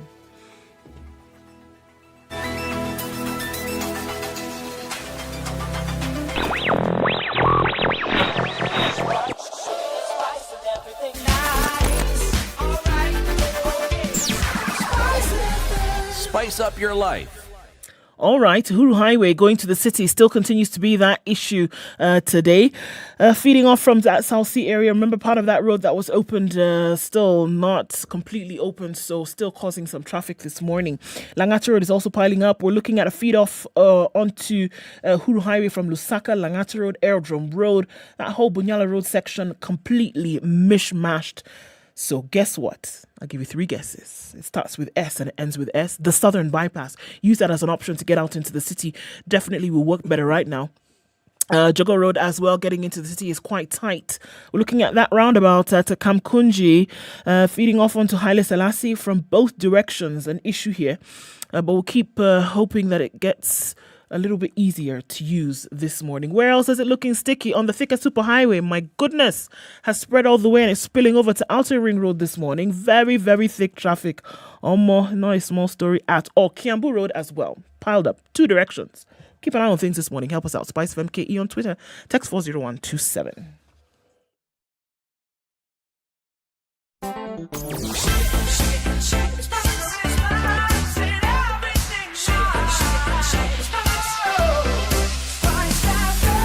Spice up your life. Mature, intelligent talk every morning.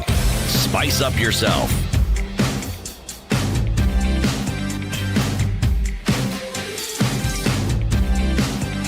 Mornings done right. 94.4 Spice FM, Nairobi. His biggest conversation, it continues. So, the British Minister for the Armed Forces is in the country. And while he's here, he's addressed this issue of Agnes Wanjiru and justice for Agnes Wanjiru. And he says the British government will cooperate fully. In fact, yesterday, as he was in Batuk, there was a meeting between family and community and the British authorities, organized by the High Commission in Nairobi, as well as the Batuk leadership. And he said community leaders have been meeting. Jane Marriott, the High Commissioner to Kenya, has been saying over and over again, this is appalling. We are going to cooperate with whatever investigations take place. In Parliament, remember the new deal between Kenya and the UK for the British Army to be training in the country was signed by President Uhuru Kenyatta and the UK Prime Minister Boris Johnson in June. That signing has to be ratified by Parliament. Mm-hmm. So the process is now in Parliament. and it's obviously under the National Assembly Defense and Foreign Relations Committee.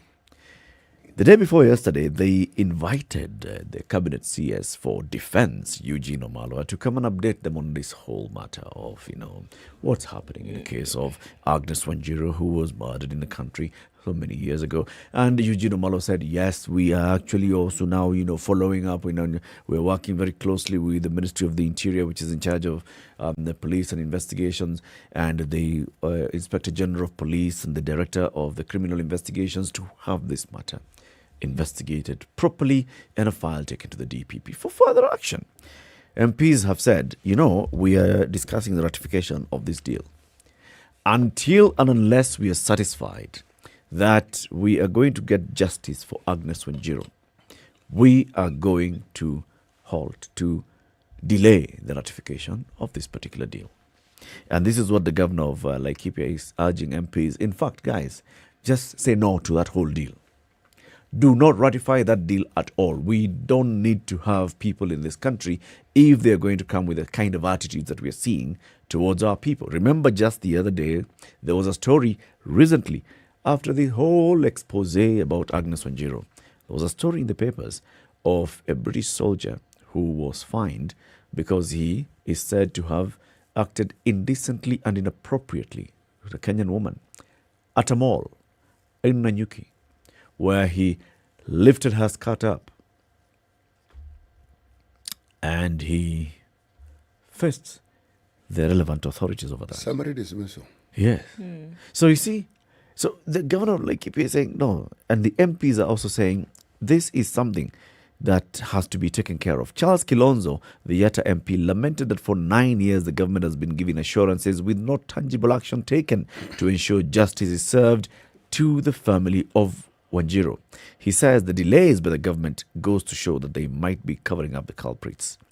It's been 9 years of assurances. People want to see justice. Then you, Wamalwa, you're telling us you're in a hurry. We ratify the Defense Cooperation Agreement, yet you're not in a hurry to prosecute the culpable criminals. No way. So here, we have leverage. Ladies and gentlemen. And I think we have leverage. We have not yet ratified this one. Should our MPs hold off ratification of this until justice for Wanjiru is seen to be served? But surely, is there any other option? Yeah, there's another option. Take the government for its word. The cabinet secretary has come here and said, you know what, we are very, very, very focused on this particular one. Let me quote what Eugene Omalwa told the MPs. He said, because of the Defense Cooperation Agreement, it gives us jurisdiction to deal with the matter. This agreement has lapsed, and it's in our national interest to have that cover legally so as to deal with any offences due to the jurisdiction given that by that agreement, including the murder case of Wanjiru. Remember, Omalwa is a lawyer. He's saying, my friend, now, he could as even, we speak he today, might as well be a dairy farmer. It doesn't really matter. Wow. He's saying, as we speak today, we don't have the legal legs on which to stand and start demanding for, extradition, start demanding that this soldiers shall be tried on Kenyan soil. Because we don't have, ratify this thing. Why ask the question, then it gives Eric, us the power. The value of Wanjiru's life and the manner in which that value is expressed or demonstrated is at the heart of the very soul of this particular country. Because she represents the common mwananchi in the literal sense of the word. All this mollycoddling and nice talk about from the High Commissioner, from the Minister for the Army, you think they are unaware that this matter is in Parliament. They are aware. 9 years down the line. 9 years down the line. And now is when the whole matter is gathering momentum. Simply because the media in the UK picked up this issue and highlighted it. Yep. So it now became an issue in the UK. Yep. Prior to that, do you really think we would even be having this discussion if that hadn't happened? Prior to that, the discussion as it's happening in Parliament by the individuals who are discussing it, many people do not even know that there was somebody called Agnes Wanjiru. Nope. Many people did not know that there was a murder that took place 9 years ago. Nope. Many people did not know that it would allegedly at the hands of British officers. Nobody had a clue. People heard about this for the first time because it was reported in the news. However, there's leverage, and very, very rare will you get a time where leverage meets opportunity. We keep talking about the fact that the negotiations or the agreements that a lot of countries then have with Kenya, and when it then comes to agreements, are very weak on this side. You're not really actually able to put your position forth. So now when this leverage and opportunity meet, here you've been basically gifted this chance to be able to set some things down. And I'm saying use the opportunity to do so. Legal standing or not, let it be made known that Kenya is not going to take this position lying down, whereby things are almost often, you're told basically how you're going to operate. Here's an opportunity for you to do that. Say, look, you know what? This happened. Can we be at par when we talk about some of these things now? Somebody died in her own country. It's alleged that it was the hands of one of yours. You clearly are very embarrassed about that. That's why we're hearing all this hullabaloo. Now, it's even a little bit more embarrassing for us because we really didn't know what was going on. This was highlighted because it came out of an inquiry that happened on your shores. But while we are here, let's now start to make some things very clear. And I think that's where Mureithi is coming from. To say that, we have an opportunity to haggle a little bit more. Can we be then sensible about these decisions that we are making? You're the governor. In as much as one may be far removed from the other, but then even more, and at the same time, touching on one another in more ways than you will be able to imagine. It is an opportunity for you to say, guys, the way in which things have been happening, it cannot happen anymore. Because the truth be told, that this training that the British government is doing here bears so many other things that come about that nobody ever talks about. The murder of this woman is just one of them. The things that people have been complaining about for years that has not been listened to, there's an opportunity for the Kenyan government now to sit up and say, hold on, in as much as this is happening in our country, there's some things that we will not take. I think it's an opportunity. Our parliament to has negotiate the on those perfect things. opportunity to make the wheels in the country move. The wheels that need to move. An inquest to the death of Agnes Wanjiru is conducted, and the judicial officer concludes that it is highly likely a British soldier was involved in the death of Agnes Wanjiru. Investigations should be conducted. The police service under whom the DCI falls has just been, pussyfooting around this particular matter. So when you're talking about justice for Wanjiru, let's look at what has the DCI done since 2019 when the inquest said investigate this matter. Since then, what has the office of the DPP done? We have seen very many cases where a case is highlighted in the media, and the next thing you're seeing a statement from the office of the DPP saying, I am instructing the DCI to open up investigations into this. I am waiting for the file to be brought to me so that I can see what action we can take in terms of prosecution and delivery of justice. Have we seen that? What have we seen? When we see the the defense minister going to parliament and telling members of parliament, I mean, we are committed to this. Parliament now has the actual leverage to say everything that should be working now, let it work. Things that have been happening previously in terms of injustices, in terms of this behavior that has clearly... You see this other case where you're talking about walking into a mall and somebody doing... It is a representation of the attitude that is there. That you can come into this country, albeit for training, but essentially you can do whatever it is that you want. There's that attitude. We cannot run away from it. And that's what I'm saying. Here you are presented with an opportunity to clean things up and get it right. It's not just about justice for Wajiro. It is the representation, and that's what it stands right there. However, it is an opportunity to clean up shop, and I think it should be seen for that. Clean up shop in terms of what's going on with the Batuk and say, look, guys, we're not going to allow what has been happening over the last how many 30 years continue in this way. We have women who have had children at the hands of British officers and have not claimed responsibility for those children in terms of upkeep or in terms of living their life. We have people who've been maimed because of unexploded ordinances in this same area. The blue-eyed boys of Samburu, that story it has been there, it has never been sorted out. All of those issues continue to be. Here's an opportunity to clean up shop. Take it. There was a fire go in Laikipia at a forest. Several hundreds of acres got burnt, and the cause is some explosion. Yes. And the explosion happened around an area where some British soldiers had been seen. Exploding some ordnance, lights up a fire, fire spreads, torches several hundreds of acres of indigenous forest. Nobody says anything about it. It was in the papers. And that's it. It's reported in the papers, and that's it. All. That's it. So you see this What attitude, responsibility have they taken for? the same attitude is being applied to raising up a girl's skirt in a mall. It's the same attitude that's being applied to a girl who's been murdered and put in a septic tank. It's the same attitude that's being applied to people who've been maimed because of these unexploded ordnance. It's the same attitude that's being applied to this indigenous forest being burnt. After all, we are here and we're training. We can do whatever it is that we want. But Ndu, to be fair, yes, there are 1,100 soldiers or thereabout who train. It doesn't matter if there are one or a million. Yes. The incidences involve individual soldiers. Yes. The soldier who lifted the girl's skirt, one soldier.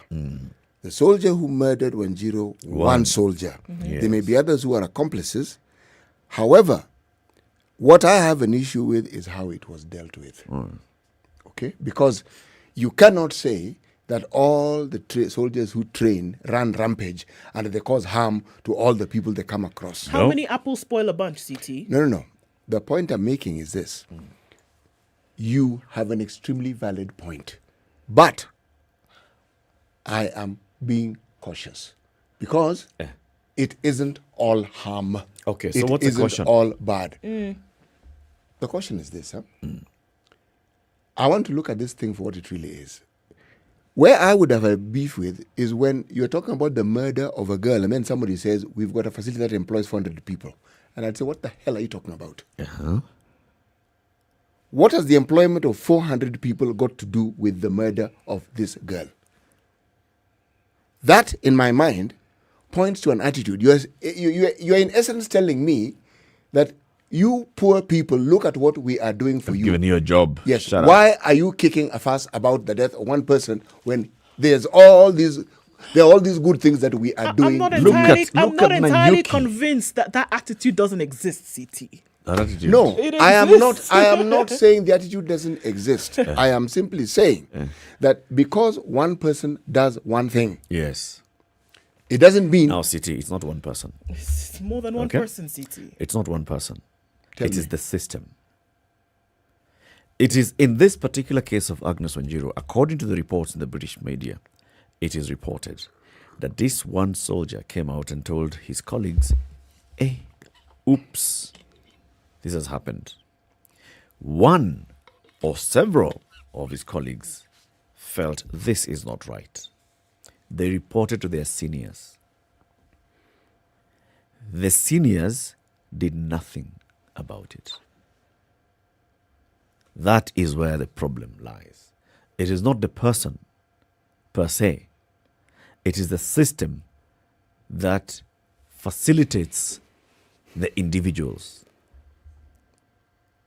That somebody could just, get out of the barracks, go for shopping in Nanyuki, there with this girl, and he decides, he's high, so he's just going to grab her and lift the skirt up. And the fact that you even can contemplate doing it, there's a facilitative system.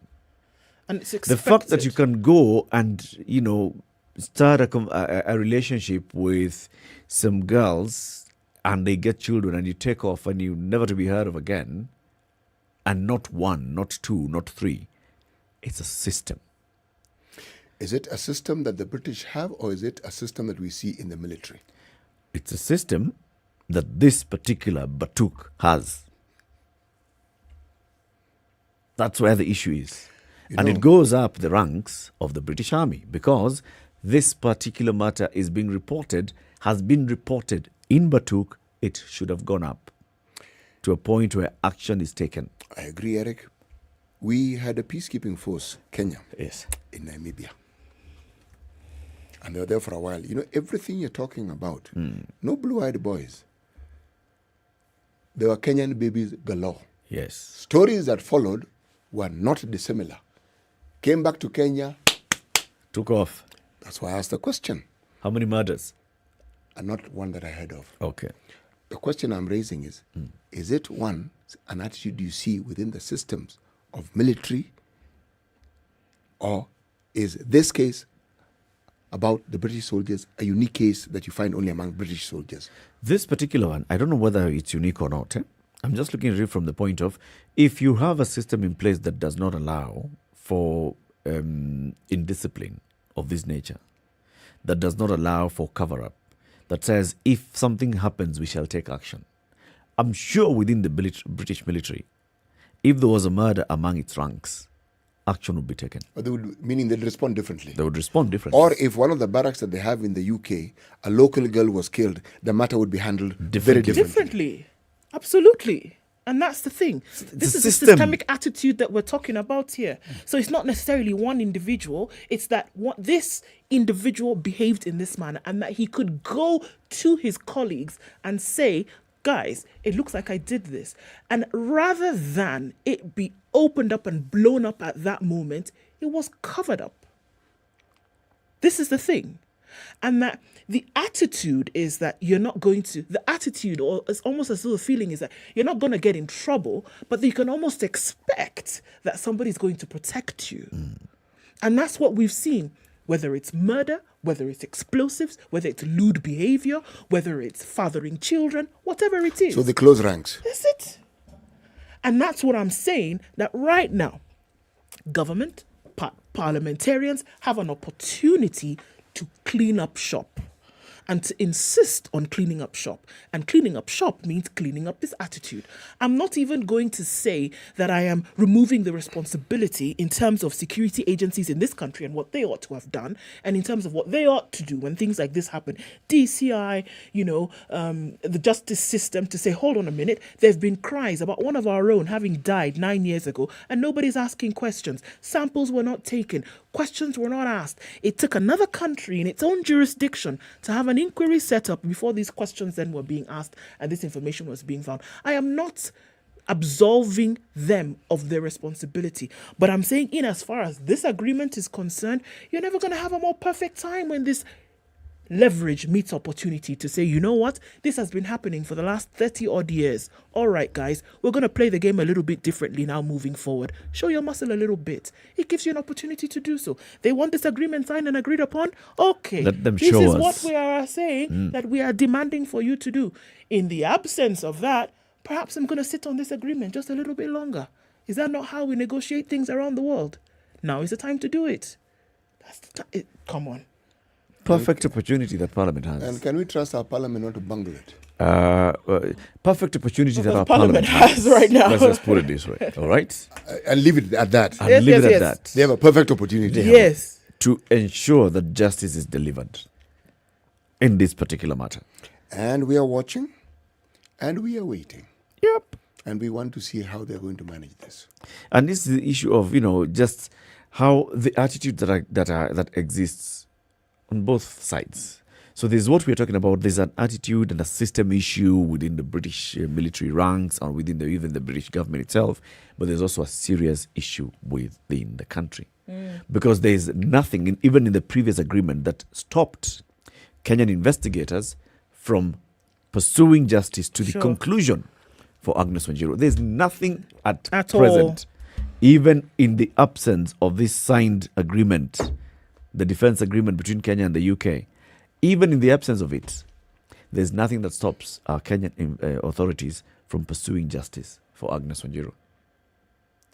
See, they've said that they've sent a request for DNA. We have already other agreements in place. We have extradition treaties. We have cooperation on justice. We have signed all these agreements. They are in place. This is a crime that has taken place. Yes, it's this person is in the military, fine. But it's a crime that has taken place and we're investigating. Even just to say we want to question the officers who are in this hotel on this day. Because Kenyan police attempted to do that. When they discovered the body of Agnes Wanjiru, they found out, so when was the last time she was seen on this particular day? In whose company was she? These other girls, you girls. So what was happening? Oh, we had come here, we were working, and our clients were British soldiers. So the Kenyan CID attempt to interview and interrogate the British soldiers who had booked into this particular inn. Oh, those guys. They left. They finished their tour. They're back in the UK. It ends there. That's where it ended. There's nothing that stopped them from demanding extradition. There's nothing that stopped the Kenyan CID from crossing over and going to the UK to take their statements from wherever they were. We have seen it happen many times. DCI saying they're out of the country to go and collect statements. They could have done it. There's nothing that stopped the ODPP and the DCI from sending their officers to these countries. And they can't be absolved of responsibility today, either. Given the premise that you've set, let's go back to what our CS for Defense then had to say. What poppycock was that? Some stinking to the highest heavens poppycock, for sure. National security. Yeah, we need this thing so we can act. So please sign this thing. If you want justice, just sign this thing so we can now get justice then for this particular unfortunate incident. And what sort of state were we in, institution are you in before we had Batuk and all these other things happening? What happened? No defense cooperation. For a long time, Eric, when you're on your way to Lamu, I'll just say this very quickly. You were always offered armed escort. And those who plied that route often enough, I did once upon a time, you actually told, forget the armed escort, it invites bandits. If you're simply traveling on your own and you don't have anything that they'd be interested in, so I asked, what would they be interested in? He said, if you look at the trucks that they attack, they're trucks that have food stuff. So they're interested in the food. Now, what am I saying? The security that we speak of, is it that the presence of these soldiers offers security, or do they invite attacks that we ordinarily would not have? Because if you're training in our country and you already have enemies, what have we then done? We've told the enemies that an easy target has been brought within their reach. So join us, shall we? Well, I am merely raising the discussion and expanding it, and I'm saying that for this thing to work, it's a scratch my back and I'll scratch yours situation, but it has to be in all spheres. It can't be just to scratch your back where it suits your purposes. And I can't be using all 5 of my fingers to scratch your back and you're using your pinky. Yes. That's what was in this case. I think you put it better than I could have put it. It is called reciprocity. Yes. Reciprocity demands that you reciprocate adequately. And if I'm giving you 2, you give me 2. Yes, and it also requires you to speak and treat us like we are the equals you claim we are. Yes. Voila. This is it. Keep it right That's here. That's what the opportunity presents. Kenya's biggest conversation, it continues. In the next hour, we speak to the president of Kenya's Judicial Staff Association, Boru Wako. We want to talk about judicial staff as core actors in the justice sector, delivering the vision of Chief Justice Martha Koome. Very good morning to you. A quick shout out to a gentleman called Fred Komen. Fred Komen is listening to us, and he listens to us daily, he says, from Nakuru. He particularly wants to say hello to you, Bwana City Muga. Asante sana kaka. Thank you. Greetings to you as well. Very good. Kenya's biggest conversation, it continues in the next hour. A very good morning to you. It's 8 a.m.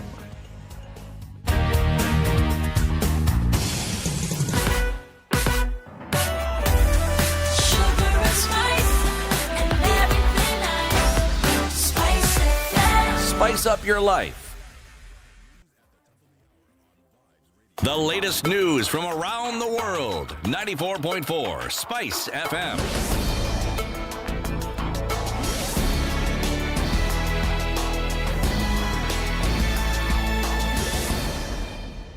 Good morning, this is the Newswire. I'm Leah Ubaga. The Independent Electoral and Boundaries Commission will today know whether the courts will rule in their favour to end the new voter registration exercise or urge them to continue with the exercise. The Commission had challenged a petition at the Eldoret High Court that ordered them to continue the process until Tuesday next week. Chairperson Wafula Chebukati also said that following the ruling, he'll issue a gazette notice on when the exercise will come to an end. The 30-day exercise, which was set to end on Tuesday this week, has seen the Commission register 1.41 million new voters against a target of 6 million. Another 352,672 voters have applied to transfer voting centres. Britain says it's willing to extradite those involved in Agnes Wanjiru's murder. Wanjiru was killed by a British soldier in Nanyuki in 2012, who is said to have made fun of the incident with his colleagues earlier this week. Wanjiru was 21 at the time of her murder and worked as a sex worker to fend for her only daughter in Nanyuki. Absolutely no stone will be left unturned in making sure that we provide all of the information necessary for the Kenyan authorities to investigate those claims. The UK has nothing to hide. We want these investigations to be dealt with as quickly as possible. We want those responsible to be brought to justice, because Agnes and her family have already had to wait too long for these cases to be resolved. We need that now to be investigated and brought to the courts here in Kenya as quickly as possible, and any further allegations that come to light will be dealt with the same urgency on our part. Following the social media claims by the soldiers, IG Hilary Mutyambai ordered that the files on the case be reopened and fresh investigations be launched. Defence CS Eugene Wamalo on Tuesday also told MPs that the British government had committed to cooperate in the country's effort to ensure the soldier who murdered Agnes was brought to book. Fear has gripped parents and pupils of Kamwangi Primary School in Gatundu North Sub-County, where more than 10 girls in grade 2 and 3 have allegedly been possessed by evil spirits disrupting learning. According to witnesses, the girls were crawling, wailing and uttering incomprehensible words before falling unconscious. The regional sub-county education officer Edith Mudomi says after taking the children to hospital, medical results showed the girls were fine. We find a few pupils fall, but what we usually do is invite the medical personnel, and then what happens is that they are able to assess the situation, and what was found is that they had no charities. The situation was known that there was no medical issues surrounding the falling of the children. So what now they did as a community is to have those pastors, the parents, the staff and the board of that school. They decided to pray together with the children, and by late afternoon they were all settled and well. More than 23 counties risk being food insecure. The weatherman has warned that field or low rains being experienced in the country could worsen the drought situation. The Kenya Meteorological Department has called for the adoption of mitigation measures, including water harvesting, to avert dire consequences of drought. Climate Services Assistant Director Richard Mwita attributes the situation to La Nina, which he says will affect the harvest that farmers will reap, leading to the food insecurity. 2 suspected drug traffickers have been detained by police officers in Keroka, Nyamira County a few hours after they were caught in the process of transporting the product. According to police officers, the suspects, Lamek Nyamwea and Franklin Mowani, were arrested after motorcycles they were traveling in got stuck due to poor road conditions. The suspects are expected to appear in court later today to answer to charges against them. And in international news, major coal users including Poland, Vietnam and Chile are committed to shift away from the fossil fuel in pledges made at the COP26 climate summit. The UK government says coal is the single biggest contributor to the climate change. The UK said 190 nations and organizations had vowed to quit coal, but some of the world's biggest coal-dependent countries, including Australia, India, China and US, did not sign up for the pledge. That's the Newswire. I'm Leah Ubaga.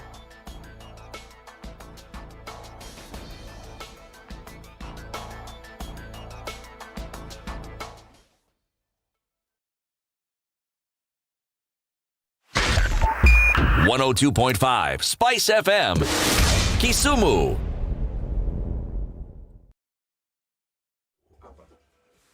Okay, so what are we looking at this morning? In the middle of traffic hour proper, and we're seeing it still quite hot and heavy on the Thika Superhighway coming into the city this morning. Good grief. Okay, so a lot of it happening past Survey, then coming off from the drive-in, spilling over from Outer Ring. Remember, there's that issue on the Eastern Bypass this morning. Not quite sure what's causing that, but a lot of traffic then trying to get out of the city and then get onto the Thika Superhighway. That's not happening very well this morning. In and outbound traffic on Kiambu Road as well. Jam-packed, folks, for a want of anything else to say, bumper to bumper. Muranga Road today is also not looking really pretty. We're getting to that roundabout that leads you into the CBD, coming off the Globe Cinema overpass, and that's absolutely packed inbound. Coming out of Westlands as well, totally packed. Limuru Road, one for the books this morning, in and outbound, jam-packed, all the way from the village market to the city centre. It is moving at a snail's pace. Maybe snails are moving a little bit faster this morning, actually. Uhuru Highway also jam-packed this morning. Let's talk on SpiceFM KE on Twitter. Where are you stuck this morning? Text us as well on 40127.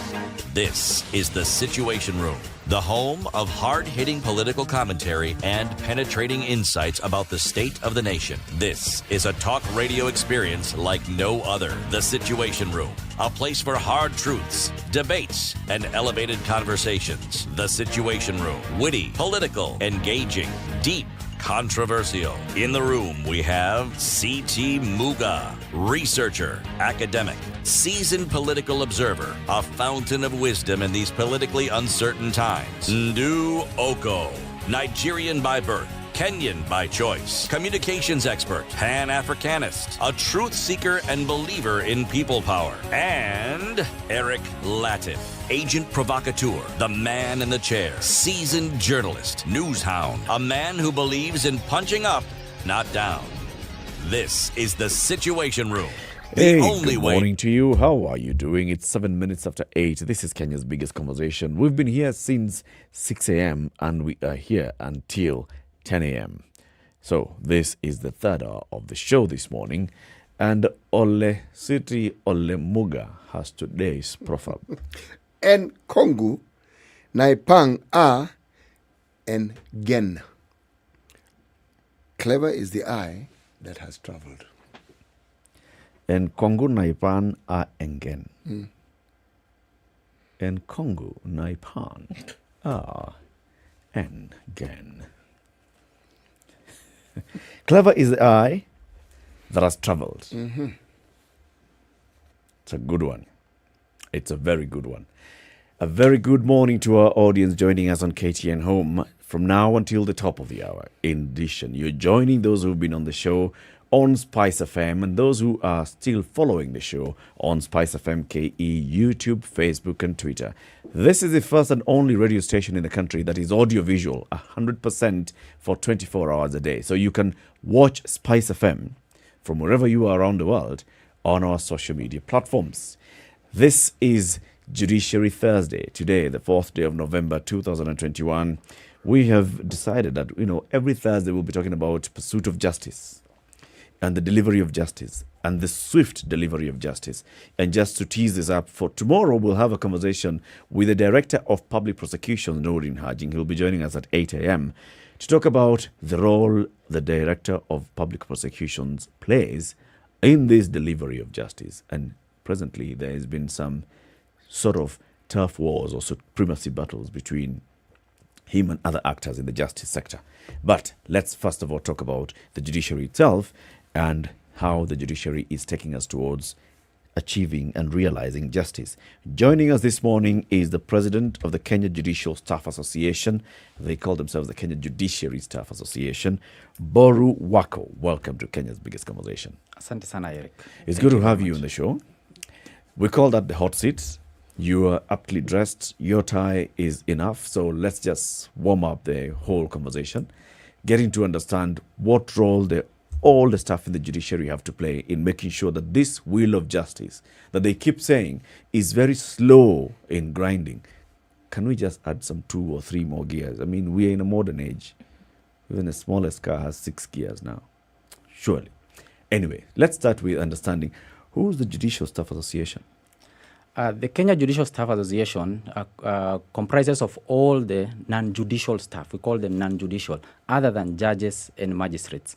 The judiciary has two parts. We can call them the judges and magistrates, who are the ones deliver justice daily in courts. They hear the matters.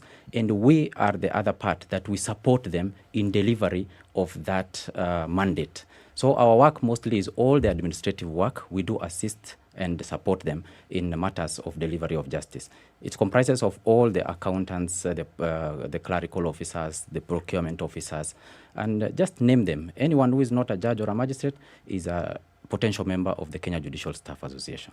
So we're talking about who the registrars of the various courts and magistracy.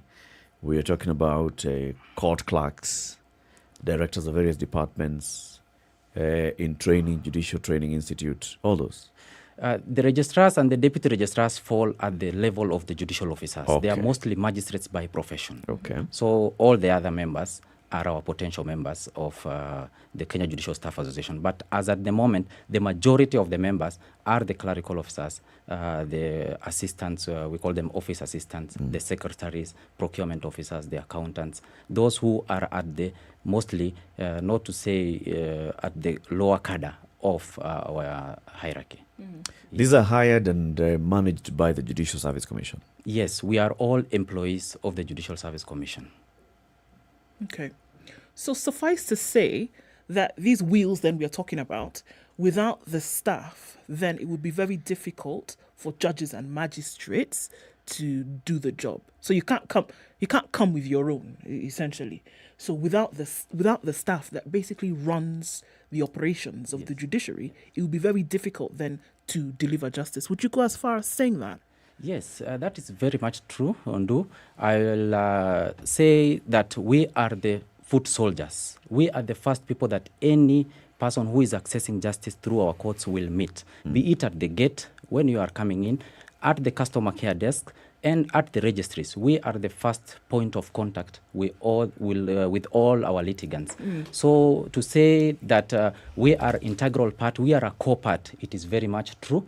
And what we normally do contributes a lot to what our judges and magistrates do in delivery of justice. Okay.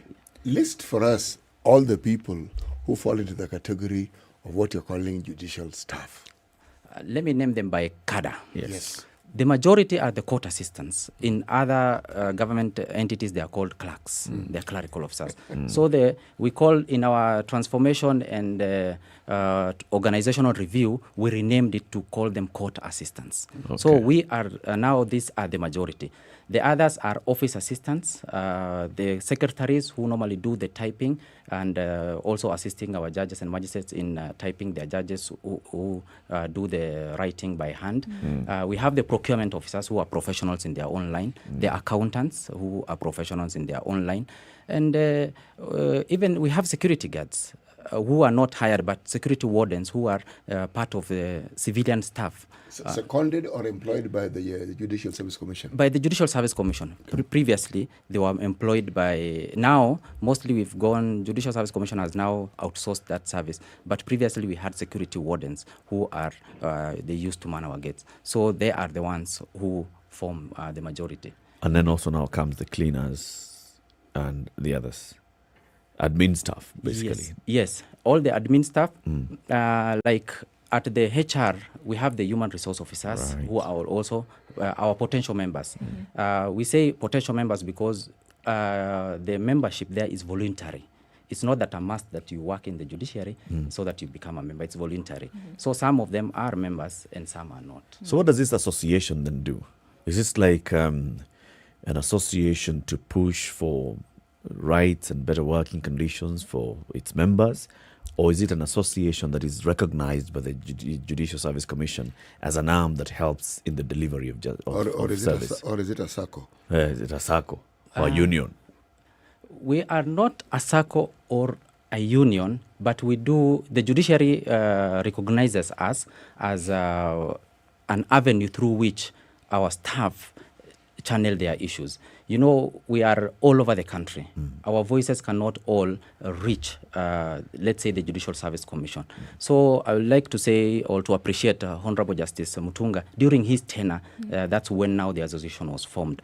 And it was through the association that we channel our issues. So mostly ours is just as like a bridge, and we bring our members together, a central place whereby we can channel the issues. And if there is anything about representation also, we represent our staff in the various committees and places.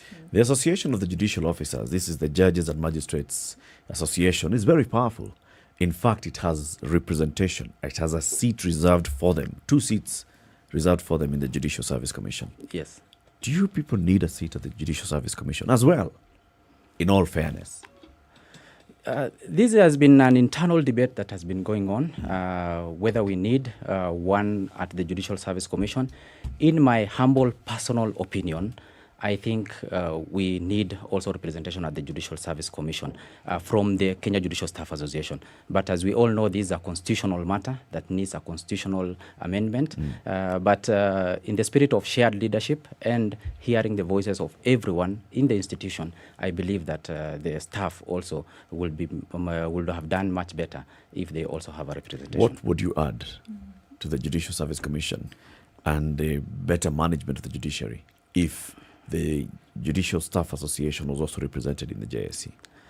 What we will add to the commission is that, mostly our staff are the people, let's say, on the ground. I'm not saying that the others are not, but we have that feel with the mwananchi on the ground. So whenever we have any issue, we believe that it is grounded. It is there from the grassroots. So that is the other touch that we will add to what the commission might be like. But Eric, consider for a minute. You get to see what we refer to as judicial officers when you have an issue in court, which requires you to go before them. But even if you don't go before them, matters of the judiciary are run on a daily basis. The wheels turn. And Mr. Wako here represents these people who get this wheel to turn. Now, can anything get more integral than that? Because in the absence of their contribution, yes, we will have what we know as a judicial service, but how will they function? They could try. So, in my mind, even as you're asking the question, I thought, but representation is like the same argument we have with our political system. Why do we have representation at the level of the county and at the level of the ward? Why do we have representation? The reason why we have representation is because of that understanding that certain levels, the voice of the so-called mwananchi, who forms the foundational basis of this thing that we call a government, would never actually be heard. Yes. Look at associations, let's say, for instance, in the health world, in the medical world, right? Every medical discipline has an association of sorts, okay? And for the longest time, the only people they allow are people who are qualified in that discipline. If you're a pediatrician, you belong to the Pediatricians Association, Kenya Pediatrics Association. If you're an obstetrician, gynecologist, etc., etc. Now, are we saying that these doctors are the only people who actually make that discipline function? The answer is no. Like, I know of only the Kenya Pediatrics Association, I know, who allowed other people who work in that space to become members, even if they're not medical doctors. They're the only ones whom I know. Maybe others have done it, but I don't. Why do I find this, should we say, amazing? It's because of the recognition that, actually, to be a member, if you work in that space, you have every right to be a member. So I'm using that same argument to say that so long as they're working in that judicial space, they should be on the Judicial Service Commission. By all means, they ought to be. They ought to have a representation. By all means. They need to have their voice heard. I think this is, well, I know that you said this, and you're right. I mean, it's a constitutional issue. So this is a conversation that needs to happen elsewhere. But I guess, and this is our feeling, and you see CT is also supporting this, it's a conversation that needs to be started by you so we can all understand this is what we do. And if we get our presence felt and our voices heard, and in the decision-making table of how we are running this institution called the judiciary, our representation is also important. To echo that also, it is for start even being here today is a first for even judiciary staff and also for myself. Previously, we are, as a government part or judiciary, there's that bit of appearing or information and also being on, at least in touch with media. Yes. There's that restriction. Yeah. But today marks now something different. The judiciary staff have been given an opportunity to come and talk to the members of the public to explain about ourselves. And also, in the spirit of shared leadership, the Chief Justice, Honorable Justice Madam Koome, appointed me to the highest to the highest body in the judiciary. That's Judiciary Leadership and Management Team. That body comprises of all the leaders. That is also a first. I believe that if we go in this same way, we will get where we want to be. It's interesting that you say that, because then you're now dealing with, since you've been in this position, you've seen a number of Chief Justices come through, right? Now with this, do you see that it's opening up for you to be able to work in a different manner? And how then is that linked to what she is hoping to be, greater access to justice? Do you see the link then between the two in the way in which things are working within the system to the way Kenyans will be able to access justice? Do you see that change? And do you see that the link then can be created between the two?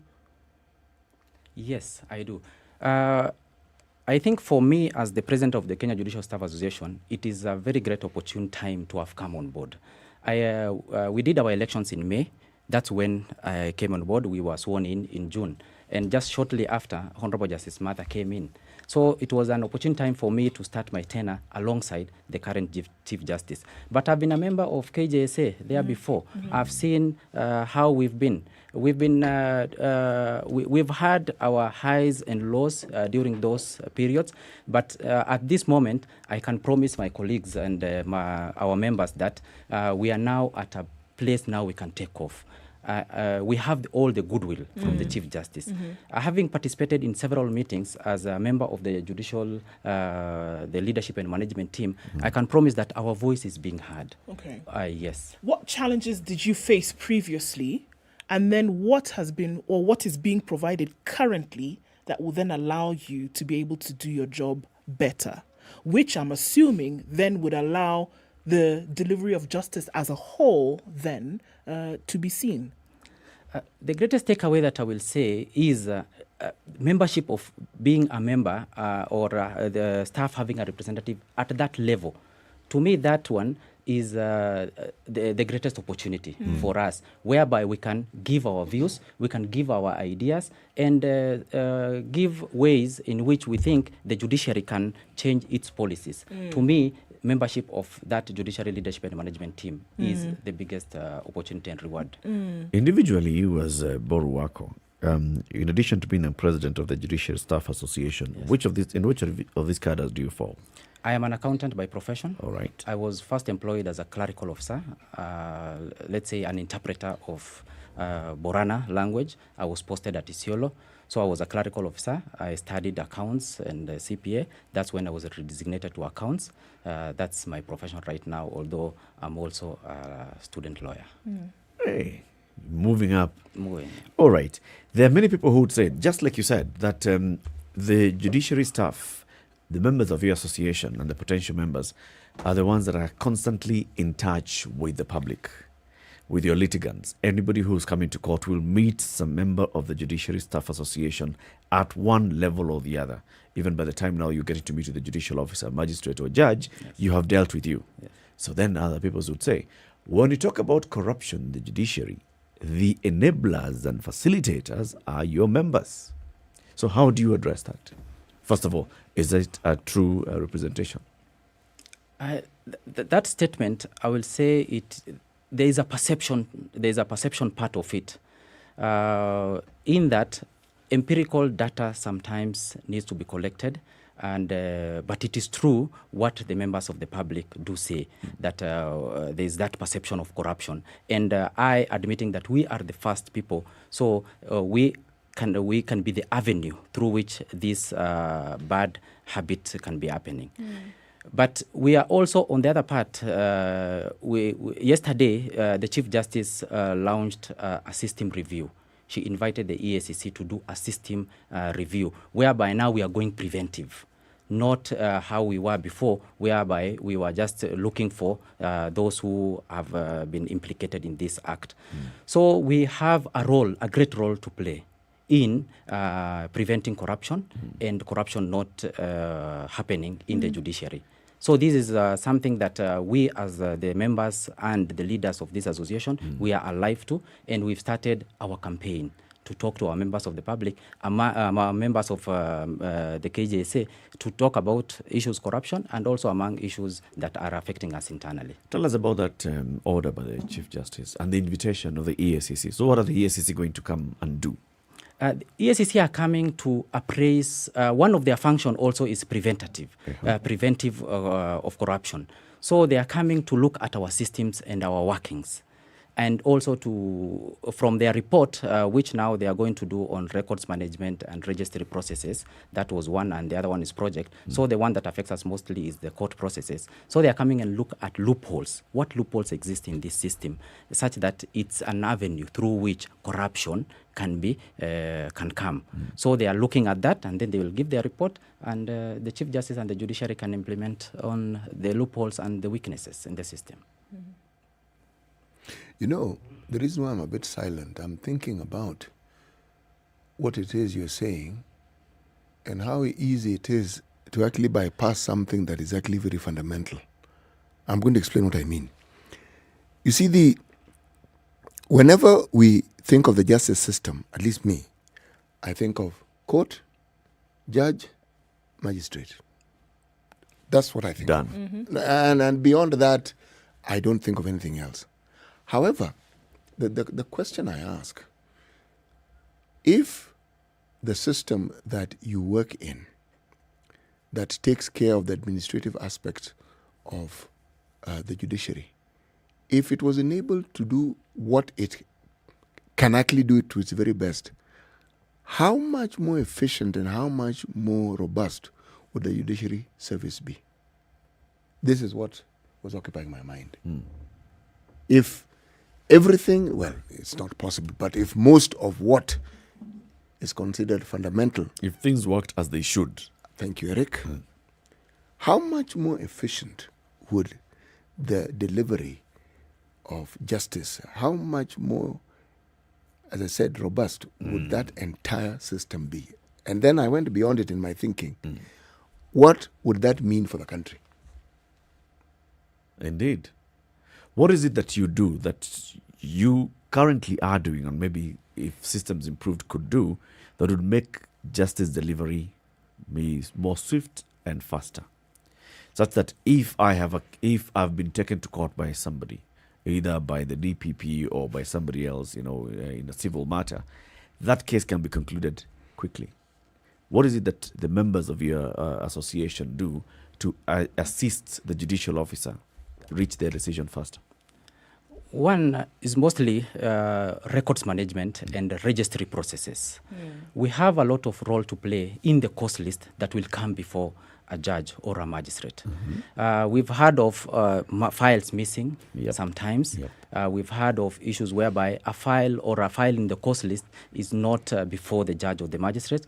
These are all what I and my colleagues, we normally do. So in the registries, if given all that we require in our workings, I assure you that the registry processes all shall be aligned, and all the files and issues that need to be addressed by that judge or magistrate within that day, all will be available for them to dispense justice. Let's take a break. Today we are opening up the judiciary and getting to understand everything that works in this particular engine, all the bolts and nuts and all the pistons that keep moving. And we are talking to the president of the Kenya Judicial Staff Association, Boru Wako, telling us about the job that other individuals who work in the judiciary do. We know the magistrate, like City is saying. We know judges and magistrates. And then beyond that, maybe the person who reads the case and tells you, umeshtakiwa una... right? And that's now it's called the court assistant. Right?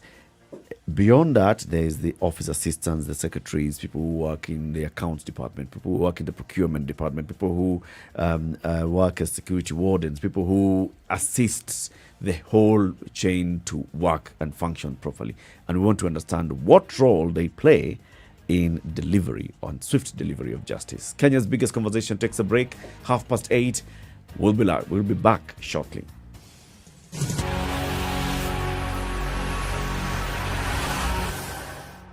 This is the Situation Room, the only way to start your day. Spice up your life. Thank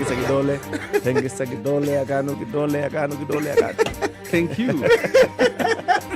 The political class, the contestants, everybody is trying to outsteal the other. Remorse is not taught in any school. Manners is something you get from your mother. You don't get it from your political party. Why are we so unfocused as a country? Why are we spending money and resources, yet we have real challenges in this country? This coronavirus pandemic should teach us one thing, that universal healthcare is critical. Because at this point, whether you have a medical card that covers you, it doesn't matter. It doesn't matter. This is the sugar and spice and everything nice. Everything nice.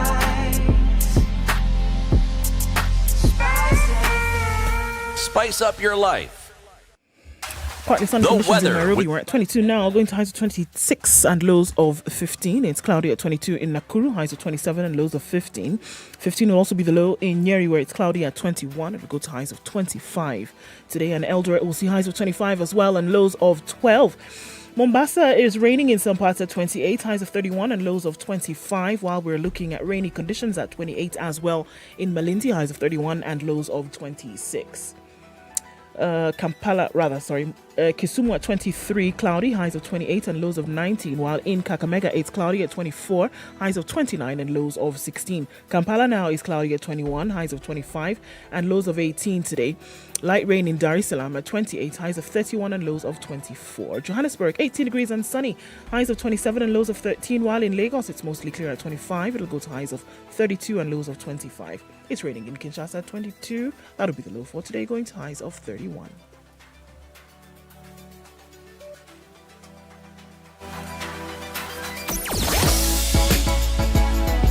Sugar and spice and everything nice. SpiceFM. Spice up your life. All roads lead to the CBD this morning, and it doesn't matter where you're looking in from. The Thika Superhighway coming in from Gong Road, Mombasa Road, then onto Huru Highway.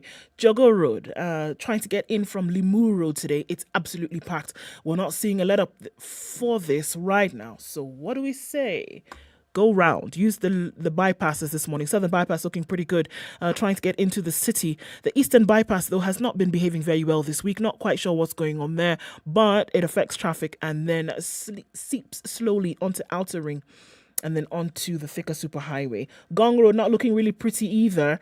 The whole Westlands part as well. So your option there is to use the Red Hill Link Road off Waiyaki Way, getting roundabout into the city and then onto other parts. So the best way today is to go out in order to get back in. That's the only way today. SpiceFM KE on Twitter. Talk to us where you might be stuck. And we'll look west into the country and see what traffic is looking like on the other side of things. Don't forget, you can text as well on 40127.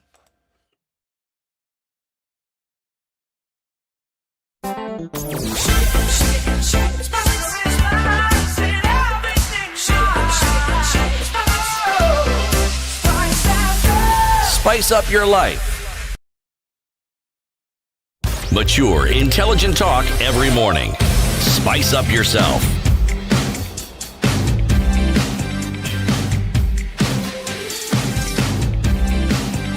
Mornings done right. 94.4 Spice FM, Nairobi. The Situation Room on Spice FM online and on KTN Home.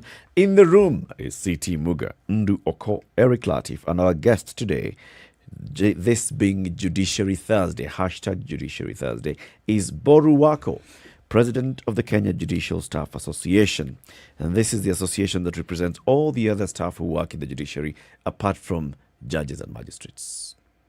And judges and magistrates, we also added the registrars who are in the rank of magistrates Okay, so everybody else. Now, when you talk about the question that City was asking about how can this system be improved to make things work faster, I recalled a conversation that we once had with a former chief magistrate in the anti-corruption court, and he was telling us about, and you even mentioned it today, judges and magistrates come to court with pen and paper, and they are listening to all the submissions, and they are writing by hand. Yes. And then now this is going then to be typewritten by somebody, a secretary in the office later, who has to read the judge's handwriting and understand it and not confuse what has been said. Not guilty, not to be guilty. Make sure that they get it right. Now, how many more of such support do we need? And I'm going to ask directly. For example, translators and transcribers. When the process is ongoing, can somebody else be recording this instead of the judge and magistrate? A stenographer, to be in court, to be capturing all the information as it's happening, or even as it's being recorded, because it's recorded, right? And you have a system similar to Parliament, the Hansard, which is capturing all this. Why can't this just be done in court as everything is going on? We've had a pilot project of court transcription, which some people have been saying that we've been piloting it for too long. But it has been happening. It has been going on for several years, but mostly at high court level. Okay. For the magistrates who are the majority and spread throughout the country, that has not been rolled out. But the transcription service has been happening, although it has been very slow due to other external factors which are beyond maybe me to say. But what entails, or what my colleagues' role, as you said, they do the typing. I would like to appreciate them for going through that task of reading those handwritings. It's only, you might find that one secretary is not able to service all the magistrates in a court station.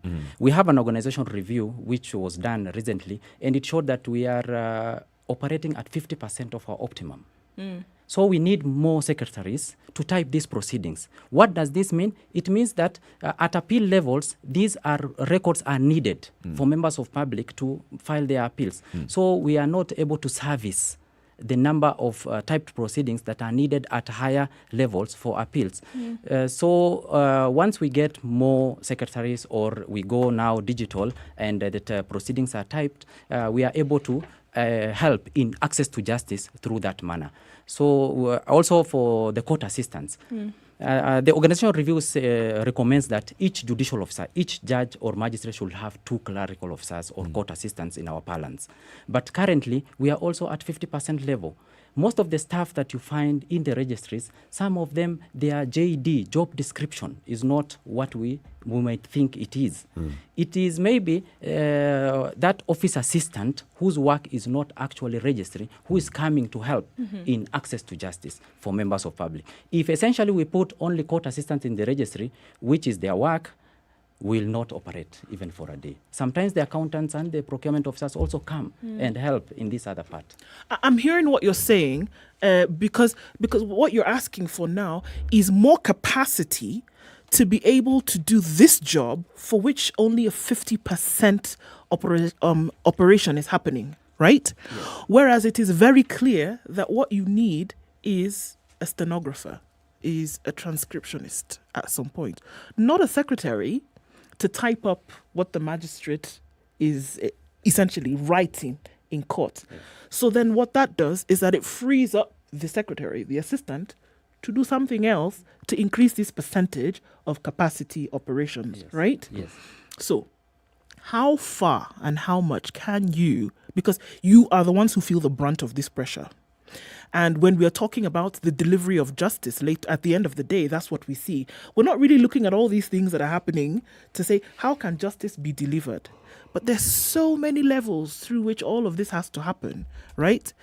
So how far then can you agitate? Because you bear the brunt of this. You feel the pressure a lot. How much can you agitate for these things to happen? I mean, if I hear it off the top of my head, a pilot project for years is... It's no longer a pilot project. It's not a pilot project. Yes. You know? So how much can you really agitate for these things to happen? Right now we have a forum through my representation at the Judiciary Leadership and Management Team to talk about all this. And I would like to appreciate the vision of also of the Chief Justice in enhancing access to justice. We've seen now the advertisements whereby we are seeking to employ more. All these are issues now will help our members also in terms of workload, which one person is currently bearing. So the vision of Chief Justice falls entirely, if I read it and I look at my mandate, if the Chief Justice delivers on her vision, my mandate as the President of the Kenya Judicial Staff Association will also have been very much eased. Sure. Because in her vision, she talks about, one of the line is that the system is as good as its people. These people are the ones whom I represent. So when she says we develop a team of judicial officers, judges, and staff, all these issues, when we achieve them together, I believe that access to justice for members of public will be enhanced. In my mandate as the Kenya Judiciary Staff Association and also our members, we shall be happy lot. Boru, from your observation, this pilot that took a couple of years on stenography services, did it work? Did it improve efficiency? Yes, it did. It did improve efficiency because the pilot was mostly at the commercial high court, commercial sector. We know how much the commercial cases hold in terms of money that should have gone to our economy. So it has helped a lot in easing the work because also our number of judges also. The same, we are saying that the staff also are not, our staffing levels are low. The same also applies to the judges and also the magistrates level. It's still low. So it has also helped them in being able to churn out or to finish more matters and also ready records after the matter has been finished. Sorry, go ahead, Eric. I just wanted to follow up with that and just to understand, what does a stenographer do? We don't have stenographers per se, but in that, the pilot is at the transcription, whereby the proceedings are recorded, and later it is converted and retrieved. So it has to happen like that. It had to be recorded, and then somebody had to go and listen. Yes. And basically transcribe. And write everything down as it was happening in court. Yes. I see. But in the traditional sense, stenographers actually transcribed it in what you call shorthand. Live as it happened. Yes. But then, with the recording, as you correctly put it, people who are trained in transcription would do an excellent job, because transcription takes, one, you transliterate, meaning it's a word for word of everything that has been said. You put it, and then the second level, the meaning, the import of it, meaning you're not just saying, I am going to the market. Ninaenda sokoni. If you translated ninaenda sokoni into English, you start with going, not I. Okay? Now, what am I saying? I'm asking the question, would technology properly and appropriately applied make your work efficient and more, again, favorite word of mine this morning, robust? I think still human intervention cannot be avoided. Because all this, even after that record has been retrieved in writing, it must be proofread. So the proofreading is also one of the functions and responsibilities of the court assistants. They have to proofread it, check it against what was in the original, maybe shorthand, and also what was recorded. So you have to compare. So still human intervention will still come in. City. No, I agree. The human element thing, I'm in full support of. I am simply thinking, let me explain to what I'm thinking, okay? I am now perhaps going into some futuristic research work here, but you even have software that can translate for you what is being said, okay? It requires tweaking and understanding, and it requires an appropriate, should we say, configuration for it to understand what we are saying, okay? But the point is, with technology, there is a lot that is currently tedious, whose tedium can be reduced and an efficiency enhanced. That's really all I'm saying. And even with all this, you cannot do away without the human intervention. It is not possible. There'll be at some point some quality checking. Yes, my friend. What if even with AI? What, you still have to bring. What happens if it goes haywire for you? Then what do you do? Because technology. At some point, something will require upgrading. It will require, as I said, human intervention. Yes. Now, let me ask you a different question. I am thinking of the work that goes on outside the court system or within the court system, but it's not visibly seen. Yes. How do you ensure that the personnel you have are appropriate for the task? Is there specific training? Are there special courses that people are taken to be able to fit into the system? What happens? When we employ, there are only the minimum qualifications. For example, the one that is in the public domain right now for the court assistants. It's only the level of high school level, Form 4, which is required. I think C- or I think C-. So after that, there's no any special requirement or any special training that one goes through, except now where I am stationed at the Judiciary Training Institute, whereby induction, you are done an induction process, because our work mostly is different from any other government entity. So there's only that induction that is you are taken through, and trainings which are tailor-made for us on matters, maybe the court processes. At least you have to have basic understanding of the procedures. Although previously, because of our numbers, all of us are not able to go to get that training, but it is a very important element for us, at least to be integrated well and to be able to understand the system and how it works, because we are not lawyers, and yet the procedure is Everything guided by is the law. Yes. In fact, now, your own personal experience, you joined the judiciary as what we are now calling a court assistant, right? Yes. Translating from Boran and assisting the court in understanding the language. You upskilled yourself, took yourself through training. You're now an accountant, CPAK. You are still in school studying law.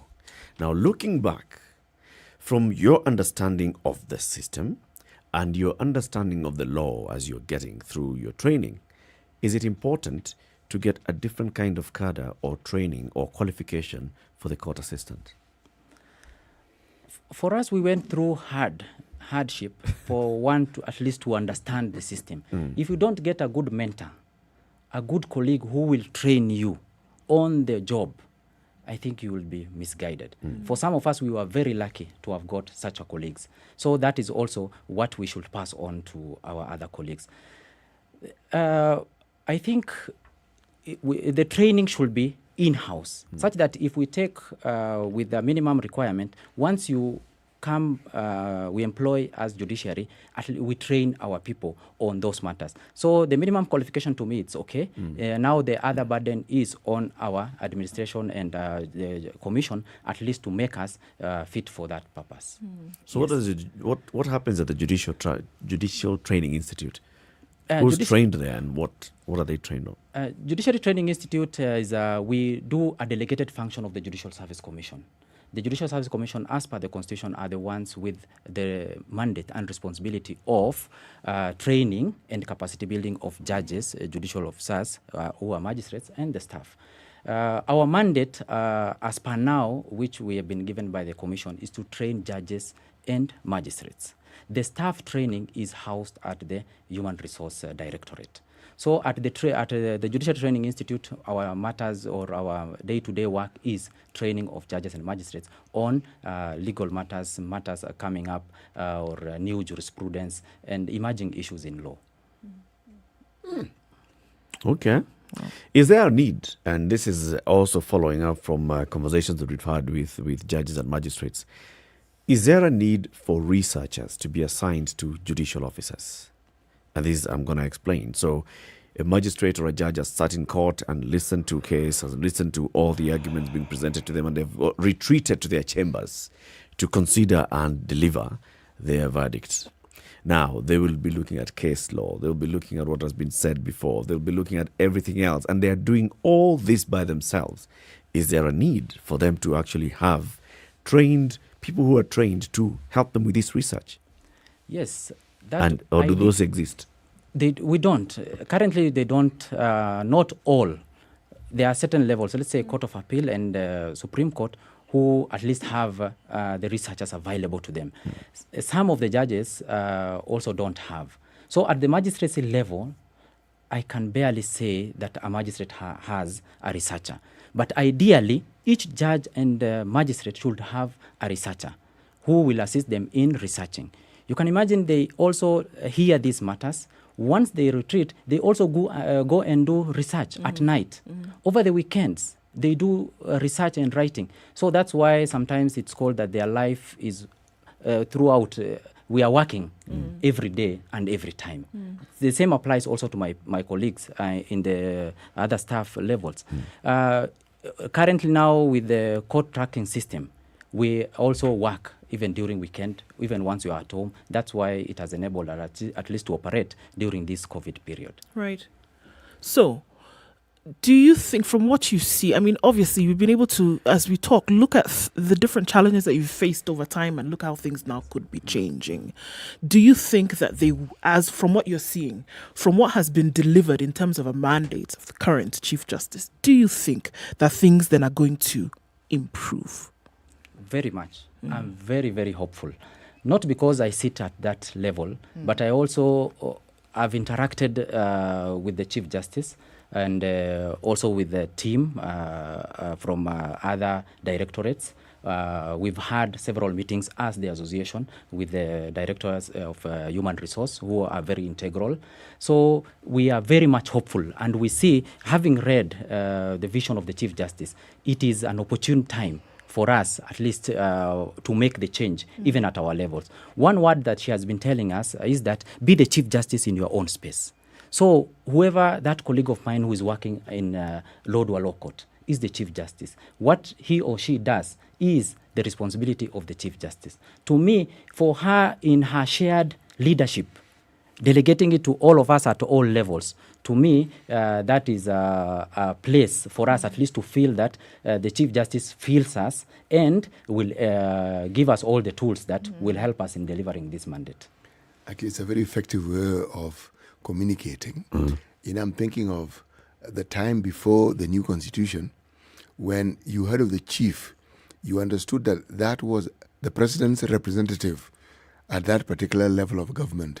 A district officer, the same, and a DC. And these people were powerful. Very powerful. Yes. Yes. So it means that within the judiciary, if you have that particular mandate, I'm not even thinking of the power, I'm thinking of the responsibility that goes with it. Yes. So you handle whatever comes before you with that understanding that at the end of the day, you are representing the highest office. There's also this systemic attitude, right? And we talked about the public perception, and that's just the way the public sees that these are the way that things happen in the judiciary. Now we're talking about, brick and mortar, pen and paper, things that we can actually see changing in order for the job to be done. What about shedding of that historic systemic attitude? Do you see that then can also change moving forward, where it is supposed that the system allows certain things to happen in a certain manner? Will that also change, you see? Or are we pouring new wine into old wineskins? No, we will change that perception also. Why am I saying so? Even for us, I said we started when I came into office. That's also the time that the Chief Justice came. I would like to say my colleagues, when they voted our current officials in, they were also very hopeful that we will also go in a different direction. Yes, we knew by that time we did not have a Chief Justice. A new Chief Justice will come in. So for us also, we are very much, we have a lot of expectation from our members. In the same way, we will also, one of our discussion is that we will also talk to our members to ask them to deliver on our mandate and also to shun that perception that has been out there in the public. That is a responsibility we have as the officials of the Judicial Staff Association. I'm sure one of the things that your members expect you to do is to go there, and now that you're in leadership, to negotiate for better terms for them. Yes. And better working conditions for them. What are some of the things that they are saying that this is what we require? For example, I had a conversation with some members of the Judges and Magistrates Association, and at the magistracy level, main issues of concern were security, which is very important for them, and also the way that their administrative issues are handled with the JSC. What are some of the main concerns of the association members of the judicial staff? Ours, security, we cannot say it applies to us mostly because we are many. Yeah. We understand the government cannot give all the 6,000 of us security, but we also face some aspect of it. We do live with members of the public. When I sit there and I interpret that case, when members of public go out there, because I'm the one who interpreted, they will say, huyu ndo aliamua. He is the one who decided. So with all that risks also in the public, we still manage at least to do our daily work. What our members mostly require is, one is involvement, like now which is happening. We cannot avoid to say salaries and perks and job promotions and movements up, or live issues, which any association will always want for its members. So these are some of the few issues that my members also will want or will require. The others is training, matters of training. I really liked what Professor Olive Mugenda spoke when we launched our institute or our offices the other day. She is the chair of that committee on learning and development. She said that our training institute, which now will shortly be named Academy, should be holistic. Not that the staff training should be housed somewhere else. It should also be moved here. That is something coming from her, which is very positive to me, and also issues of training, such that our staff members also can access trainings and self-development also. You know, it's amazing what it is that somebody who not only has a vision but has the will can actually achieve.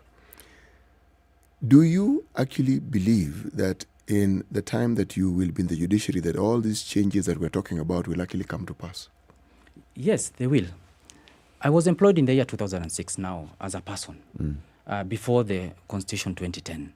So between 2006 and 2010, I saw what the judiciary we went through. I was serving at Isiolo Law Courts then until 2014 when I was transferred to Judiciary Training Institute. So through Justice Mutunga, I saw what we achieved through the transformation and transformation framework under Justice Maraga, and now under Chief Justice Martha Koome. So I believe, having gone through all that, I believe that we can achieve a lot and change can really happen. That's a positive way, and that's a good place for us to conclude the conversation. Thank you very much for joining us today. Boru Okoh is the president of the Kenya Judicial Staff Association. We've been having a conversation about what the judicial staff can do as core actors in the delivery of justice in the country. And it's been an interesting conversation. Come again soon. Asante sana. Thank you very much. We've been live on KTN Home as well. The conversations continue now on SpiceFM and SpiceFM KE, YouTube, Facebook and Twitter, where we will continue the other conversations into the next hour. Thank you very much for joining us. Good morning. This is the Situation Room, the only way to start your day. Spice up. Spice FM, Nakuru. Mature, intelligent talk every morning. Spice up yourself.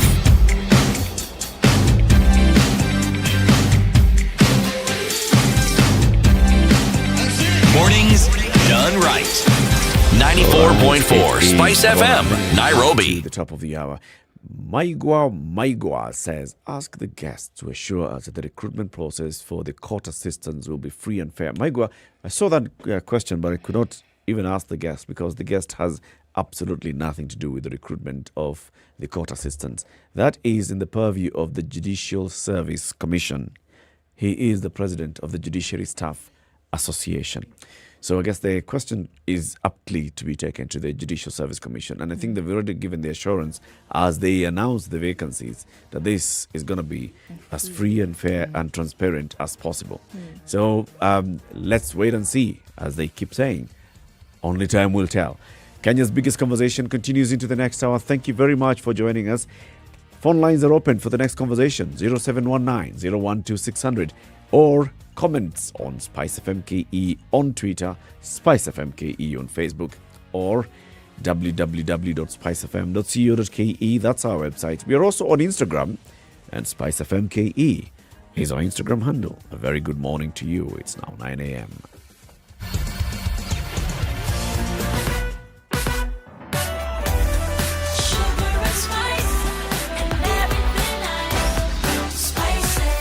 Spice up your life. The latest news from around the world. 94.4 Spice FM.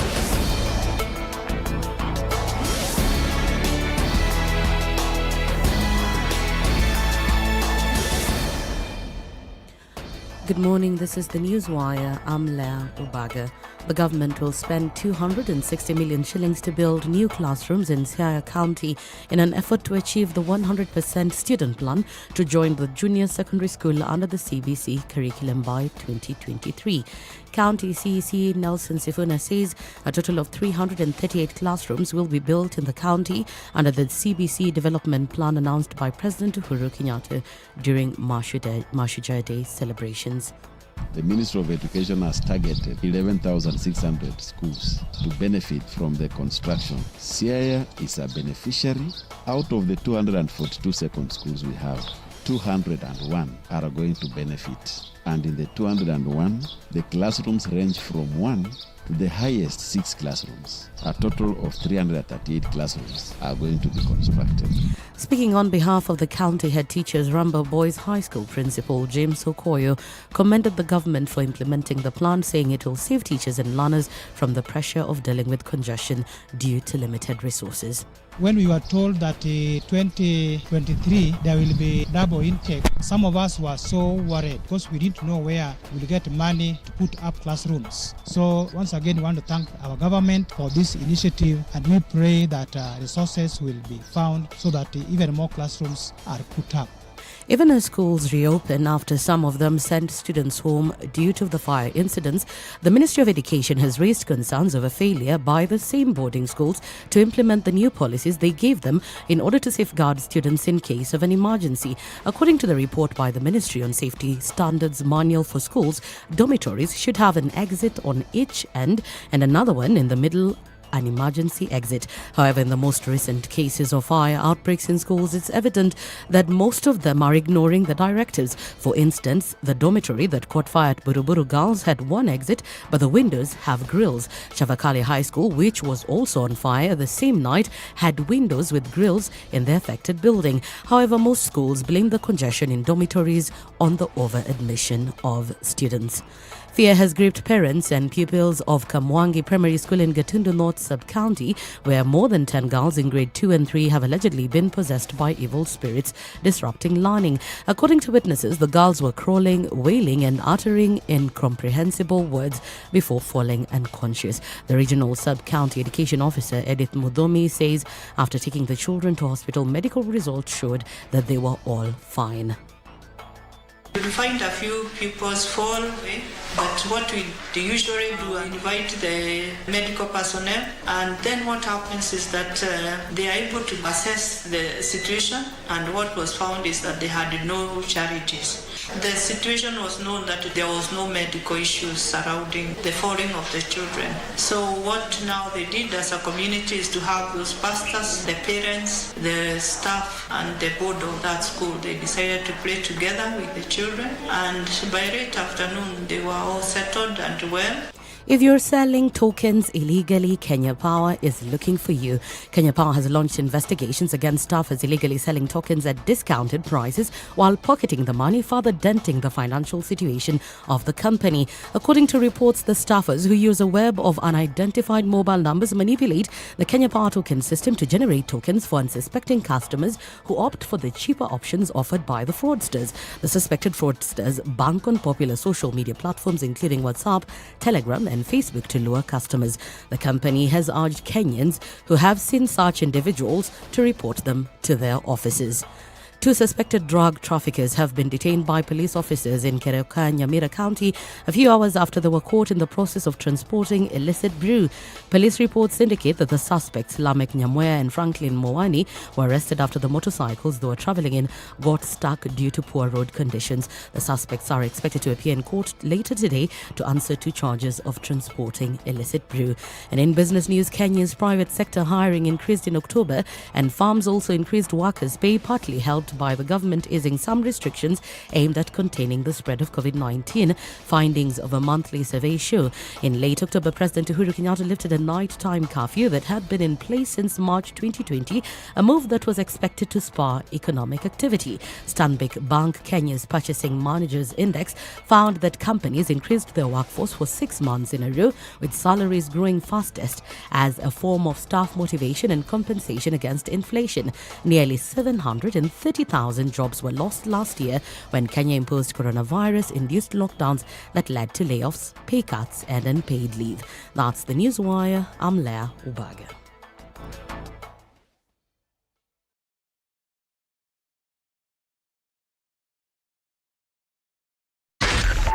.4 Spice FM, Nairobi. There's still some traffic on the roads this morning. I think we're still in traffic hour, and that's for sure.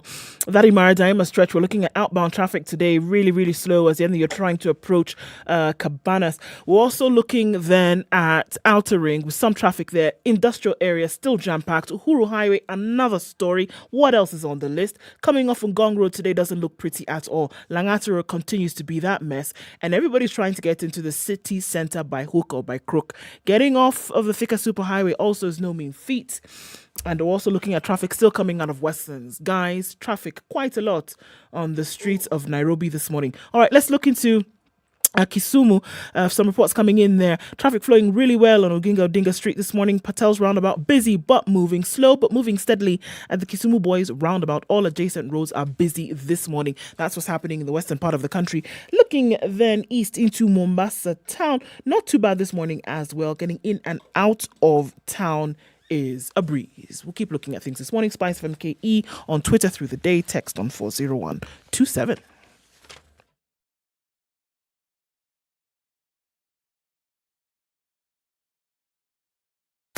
Are you ready?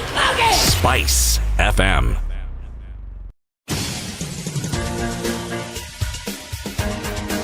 This is The Situation Room, the home of hard-hitting political commentary and penetrating insights about the state of the nation. This is a talk radio experience like no other. The Situation Room, a place for hard truths, debates, and elevated conversations. The Situation Room, witty, political, engaging, deep, controversial. In the room, we have C.T. Muga, researcher, academic, seasoned political observer, a fountain of wisdom in these politically uncertain times. Ndu Okoh, Nigerian by birth, Kenyan by choice, communications expert, Pan-Africanist, a truth seeker and believer in people power, and Eric Latiff, agent provocateur, the man in the chair, seasoned journalist, news hound, a man who believes in punching up, not down.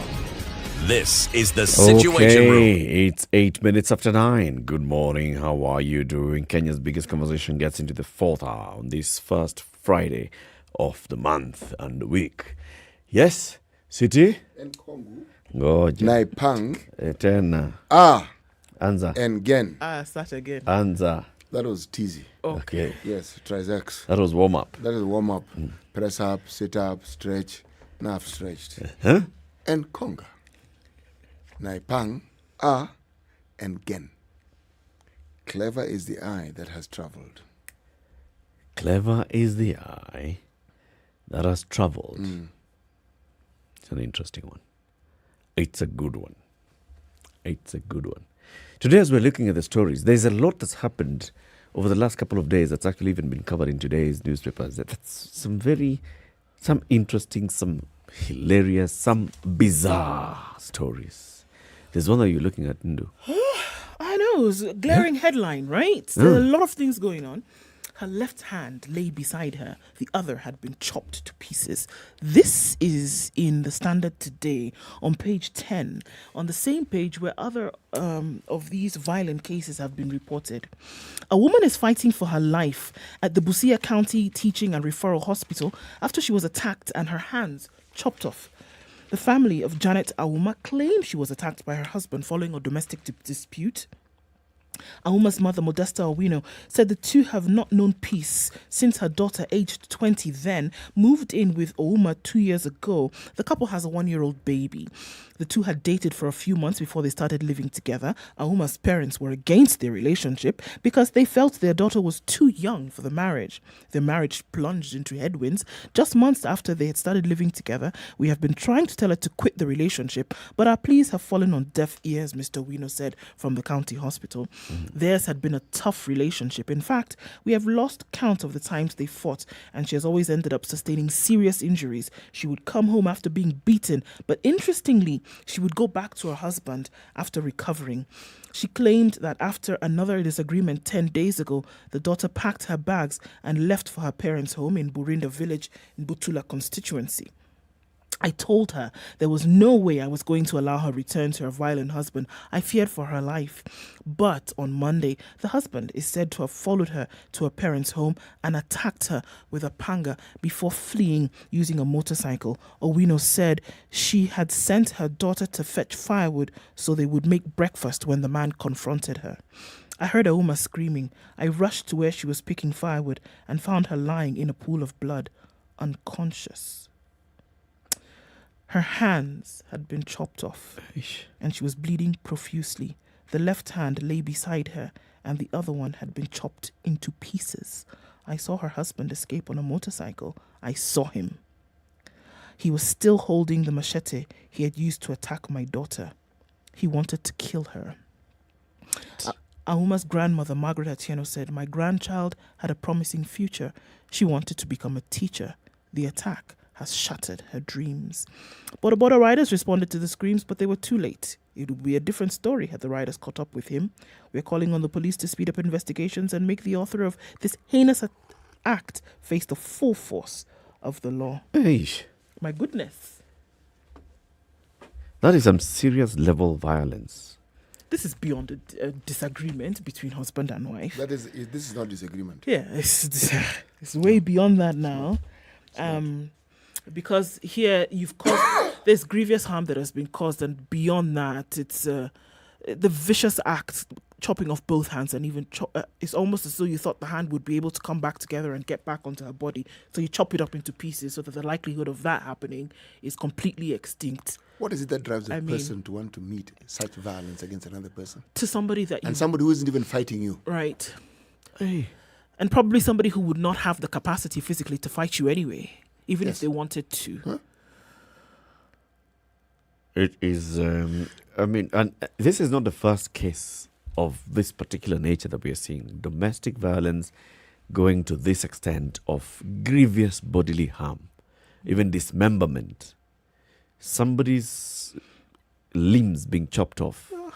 There was a case of the lady in Ukambani. Similar thing happened. Yes. This one now. And you just ask yourself, where? What anger is this? To the Is point... I think there's anger, but there's also some attitude of utadu. There's a feeling, there's some misplaced feeling of power. I have got complete and total dominion over you. Dominion is the word. It's not even control. This is it. You, to me, you are like chicken. I can decide I want to slaughter the chicken today. Or I can decide I want to spare it until Christmas Day. It's mine. I'm going to make a decision one way or the other. Or I can just decide to let it go. It's my chicken. Same. You know, there are people who are predisposed towards violent behavior more than others. And one could even argue that those are people who have mental issues, to put it mildly. Then there are those who look at the cause and say, what is it that brings about such behavior? Yeah. What sort of exposure must somebody have had? What must they have encountered? Is it something that they themselves have experienced at a certain particular point in time? Have they been violated? Have they themselves been victims of violence? have they been conditioned? Yes. Because a lot of this behavior, from what people will tell us, is not something that you see once and then start to you internalize it and becomes part of it. You internalize it. It's something that you've probably seen over a long period of time. And because it happens so often that the first decision that you make, unconsciously, by the way, is that this is normal. That this is what happens when you're having an argument with somebody, that the recourse is violence. It's learned. It is not excusable. It is learned behavior. Let me ask you, somebody attacking someone with a machete, up to that point, anger, all that, I can understand. The process of an attack, you cut off someone's hand for purpose of discussion. To chop it up. It's not, that goes, it goes beyond even premeditated. Yeah.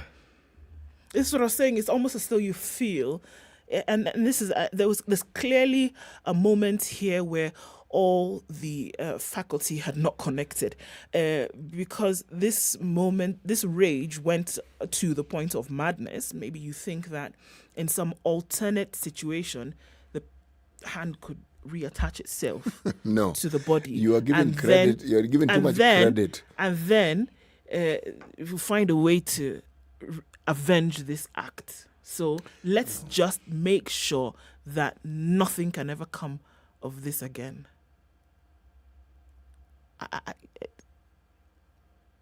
He's not the one. He's the one that was not well. He's not well. Here. You want to disfigure this individual beyond repair.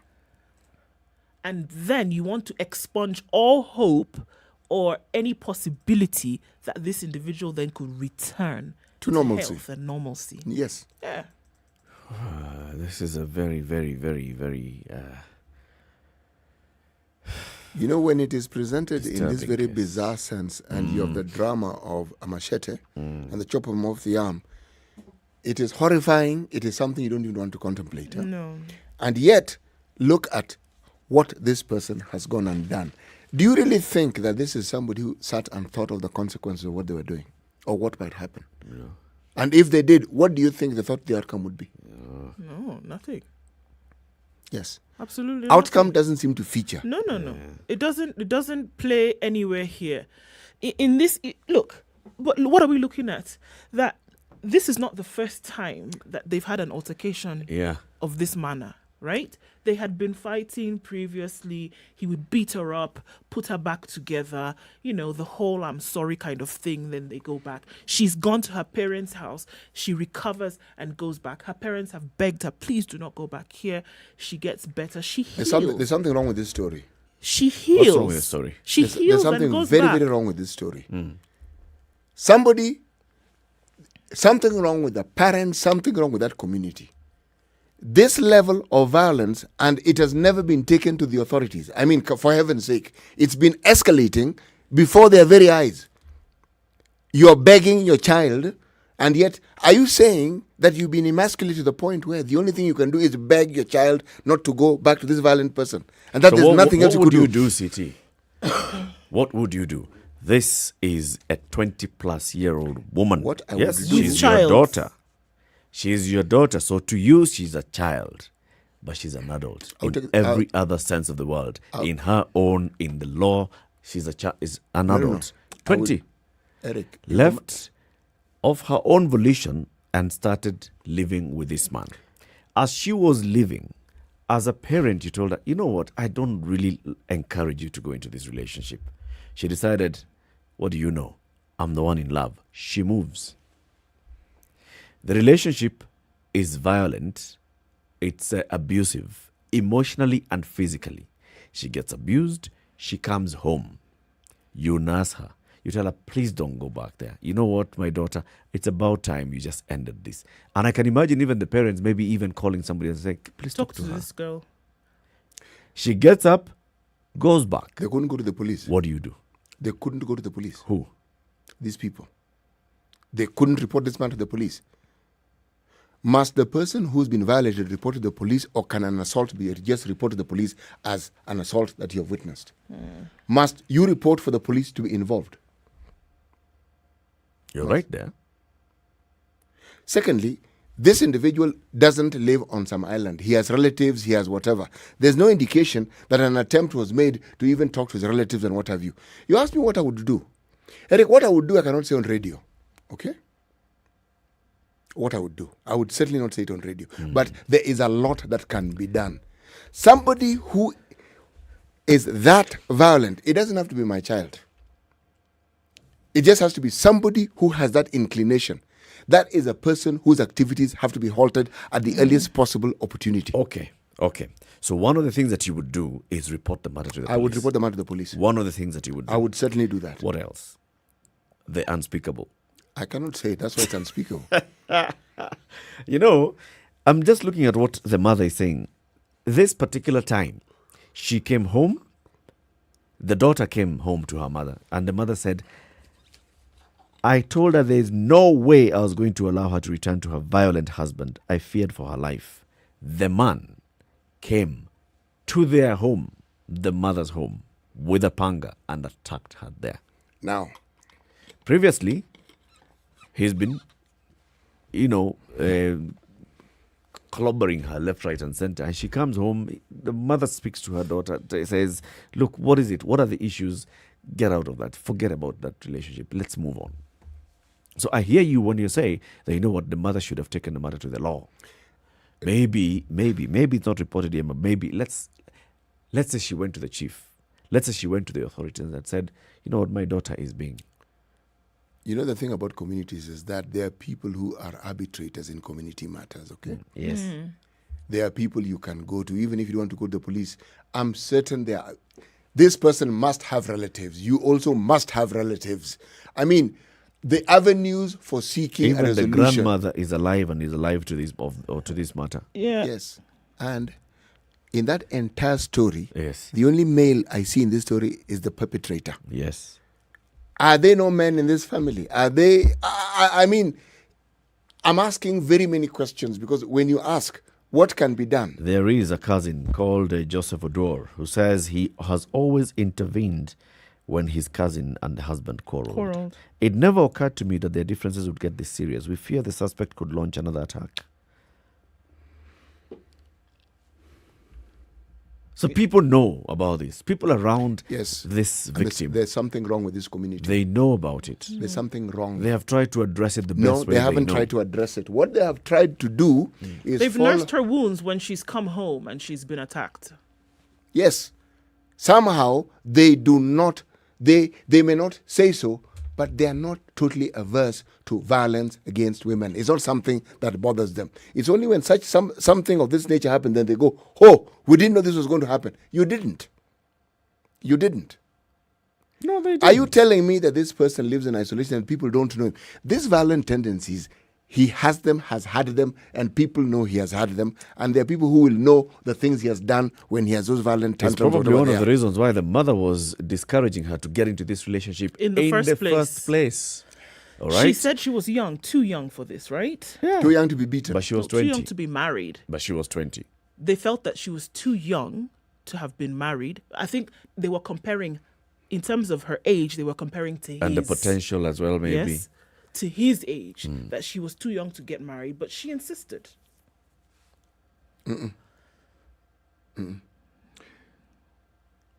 So you're turning it on the community and the family? I actually am. I really genuinely am, because it's the community and the family that taught this girl that one of the things you do in a marriage is you endure. Yeah, we patch you up and then you go back. You go back and get beaten again. No. This girl, whenever she comes home, the mother is usually the first one to say, you are not going back there. But she insists and says... The girl goes back there. Yes. How did this girl get to the 20-year-old point adult where... mother of one goes back to her husband? This girl, where did she get this notion that when you're married, even if the man is actually chopping off your hand and chopping another one to... What on earth? Where do you think she learned all this? She taught herself. There's a community that has been condoning and accommodating violence against women. There's a community and a people who have been accepting this as a normal way of life. Or people quarrel, the wife is beaten, it is okay. It is not okay. But why are you ignoring what the mother has been doing, Siti? The because mother I'm hearing you ignoring what the mother has been doing. No, I'm ignoring the mother. I'm sitting there with the mother who is looking back and saying, from the very beginning, I told my daughter, don't go there. Okay, so we're saying that the mother failed. Every time the daughter came, the mother Eric, would. I think what he's saying is that there could have been a lot more done than just saying, "Oh, my Long child, before you could don't say those go things. back." Yes. That you know what? Look, some people will get as radical as saying, "You're not going anywhere before you come to my house in a box." You're not going. That's what she did. Lock the house. Just say. You're not going. This particular rather than time, saying. she had not allowed her daughter to go back. That's why the man came and attacked his supposed wife in her mother's home. She wasn't. This particular attack that we're talking about, it didn't happen in their home, in their matrimonial He came home to find her. He came home because the mother had said, "You're not leaving. This is it. I have drawn the line. The man has crossed the red line." He did all those things. She did all those things. She said, "You're not leaving." The man came with a panga, sharp panga, and attacked her at her mother's home. The mother has done what she could do. Not everything. Yes, I agree. There is the issue of maybe taking the matter to the police. We don't know. Maybe this matter has even been reported to the chief. Maybe the matter has been taken to Wazairs. Maybe. We don't know. But I'm just hesitant to say, you know what, now this mother has failed, the community has failed. Oh, they have. They most certainly have. They most certainly have. Just like that community in Naivasha, where a woman and her children were starving and she ended up killing her children, they failed. That is failure. What do you think it is? It's failure. Something as horrific as that happens, and everyone in this picture is an adult except that small child. You are telling me that in their experience, they have no understanding or knowledge. The very report tells us they do. Yes. That is why the mother was reluctant. It's it's a reality of life as well, City. Eric. By the way, let's now be real. Vertical ground. It's a reality of life. In what sense, Eric? In the sense that the mother is dealing with the daughter. It's possible that apart from the cousin and the close relatives, the rest of the people do not know what goes on. Let's cover this up. Yes. How many people go and say, Actually, how many people do that? know. It's just that because they will not talk about it, but they know. I'm sure people are aware of what is going on. They know. Yeah. How many people, let's say, in the neighborhood know about it, but not just this particular case, in our neighborhoods, know about cases of domestic violence. They hear things happening in their neighborhoods, but they keep it quiet. That's the point. I think that exactly is the point. I'm saying, and that's because it's happening. That's failure. That's a vertical ground. That's failure. That's failure. That is failure. Because of the rampant cases that we're seeing now. And look, if you ask me, these cases are not getting more. They're not increasing. They're being reported. Yes. They're not increasing. They're being told about. These are things that are happening. What, if you ask me, is getting worse is the manner in which this violence is being meted out on people. That's what's getting worse. But that they exist, that it's happening, is not increasing. It has been there. And now you're hearing more and more about it because people are reporting it more.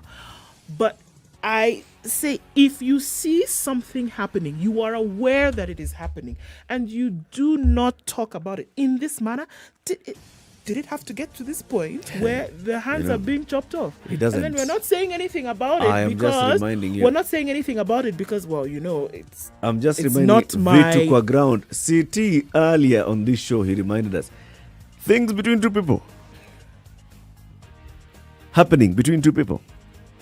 Yes, you hear screaming, but it's between those two people. You don't know. You put your head down and you walk. You don't know. You put your head down and you walk away as though nothing is happening. What Eric is saying, the Kikuyu say homes are smoke. Yeah. Eric, I understand what you're saying. I even know of relatives of mine who would be involved in a fight. And the reason why people stopped intervening is because every time there was a fight, there was a scream and it was thought this guy was killing his wife. only to find the wife was actually beating the living daylights out of the husband So and that's still aibu. screaming. Yes. So everybody kept quiet about it. Okay? Because they did not want to shame the man. They didn't want to shame the man. So after a while, they figured, now, what if the tables were turned and the lady was actually screaming because this guy now was out clobbering beating her on the left, right, and violence? center. What am I saying? The problem is in accepting it as something that is to be accommodated. Let's take a break. We'll open up the phone lines and hear. CT Muga says, in this particular case, the community has failed this girl. Her name is Janet Auma, who's nursing wounds at the Busia County Teaching and Referral Hospital, where she was admitted on Monday because allegedly her husband chopped off her hands. And his city is saying everybody around this particular woman, Janet, failed. Ndu Okoh agrees with his city, and I'm like, not really. Let's hear from you.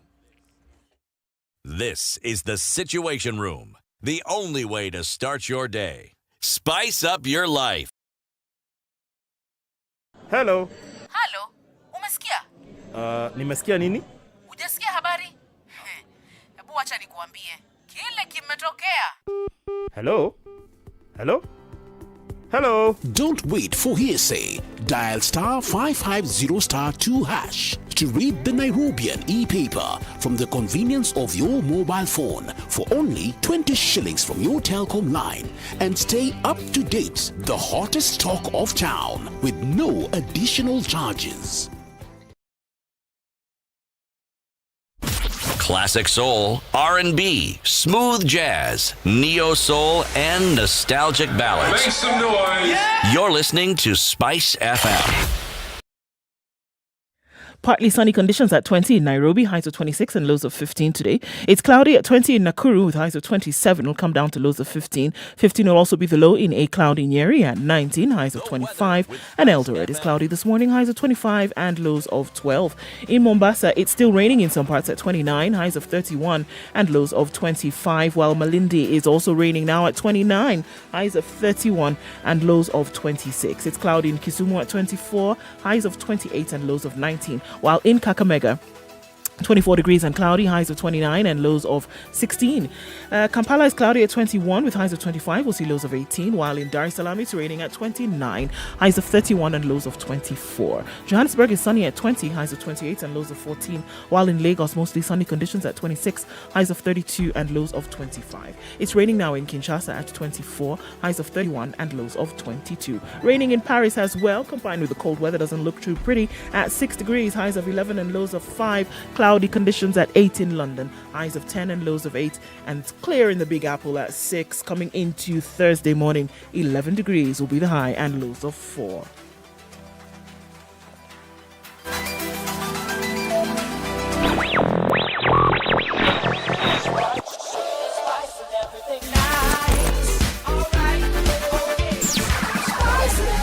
Spice up your life.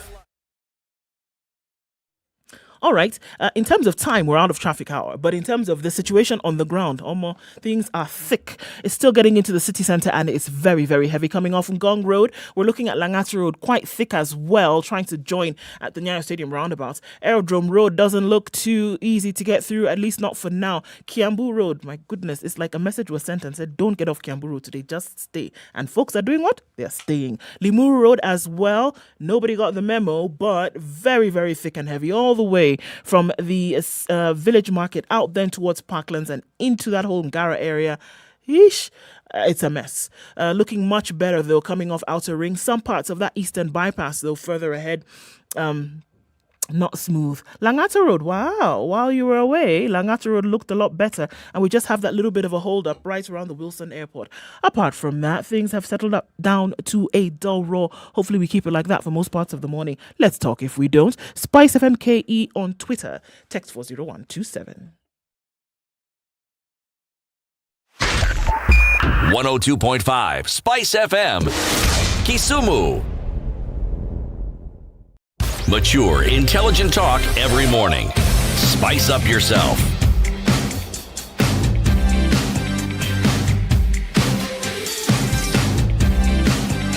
Mornings done right.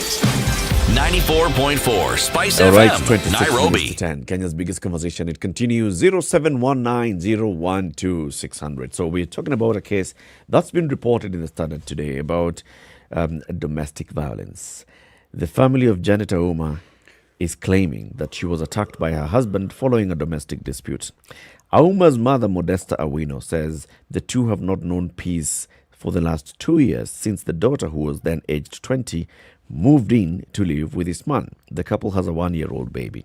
The two had dated for a few months before they started living together, and Auma's parents were against their relationship because they felt their daughter, who was 20 then, was too young for marriage. Their marriage plunged into headwinds just months after they started living together. We have tried telling her to quit the relationship, but our pleas have fallen on deaf ears. This is according to Auma's mother, Miss Owino. Theirs has been a very tough relationship. In fact, we have lost count of the times that they have fought, and she has always ended up sustaining serious injuries. She'd come home after being beaten, but interestingly, she'd always go back to her husband after recovering. The mother says, I told her there was no way I was going to allow her to return to her violent husband. This time when she came 10 days ago, the daughter had packed her bags and left for the mother's home in Burinda village, Butula constituency. The mother says, I told her, you're staying here this time. You're not going. But on Monday, the husband is said to have followed her to her parents' home and attacked her with a panga before fleeing using a motorcycle. Now, this particular case has several actors. There is number one, victim. And the victim is in hospital after she was attacked by the husband, and her hands were chopped off.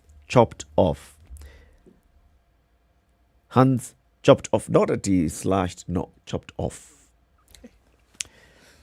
There's one actor. The other actor is the alleged perpetrator, and this is the husband. The other actor is the mother, who is being quoted in this particular story, who says, we have been against this relationship from the get-go.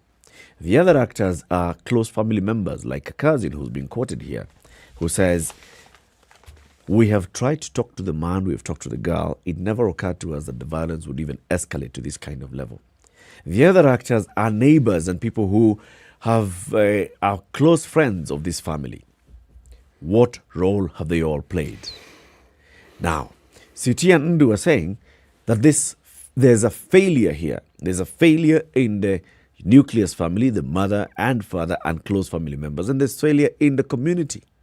Because if they're seeing this happening, very many times when there's domestic violence and the woman comes home and she's been beaten, she has clear bruises, why have they never taken up this matter with the authorities?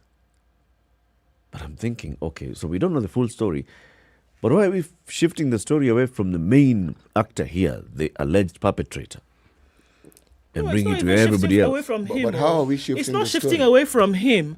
I'm saying he's in the middle of it, and then if clearly he's not been, what attempts have been made to report this individual or to insist that this individual be apprehended for the things that he has been doing? I don't actually get it. Where has the shift come? There's no shift. He's still right in the center of it right now, and I'm saying, look, let me give you an example.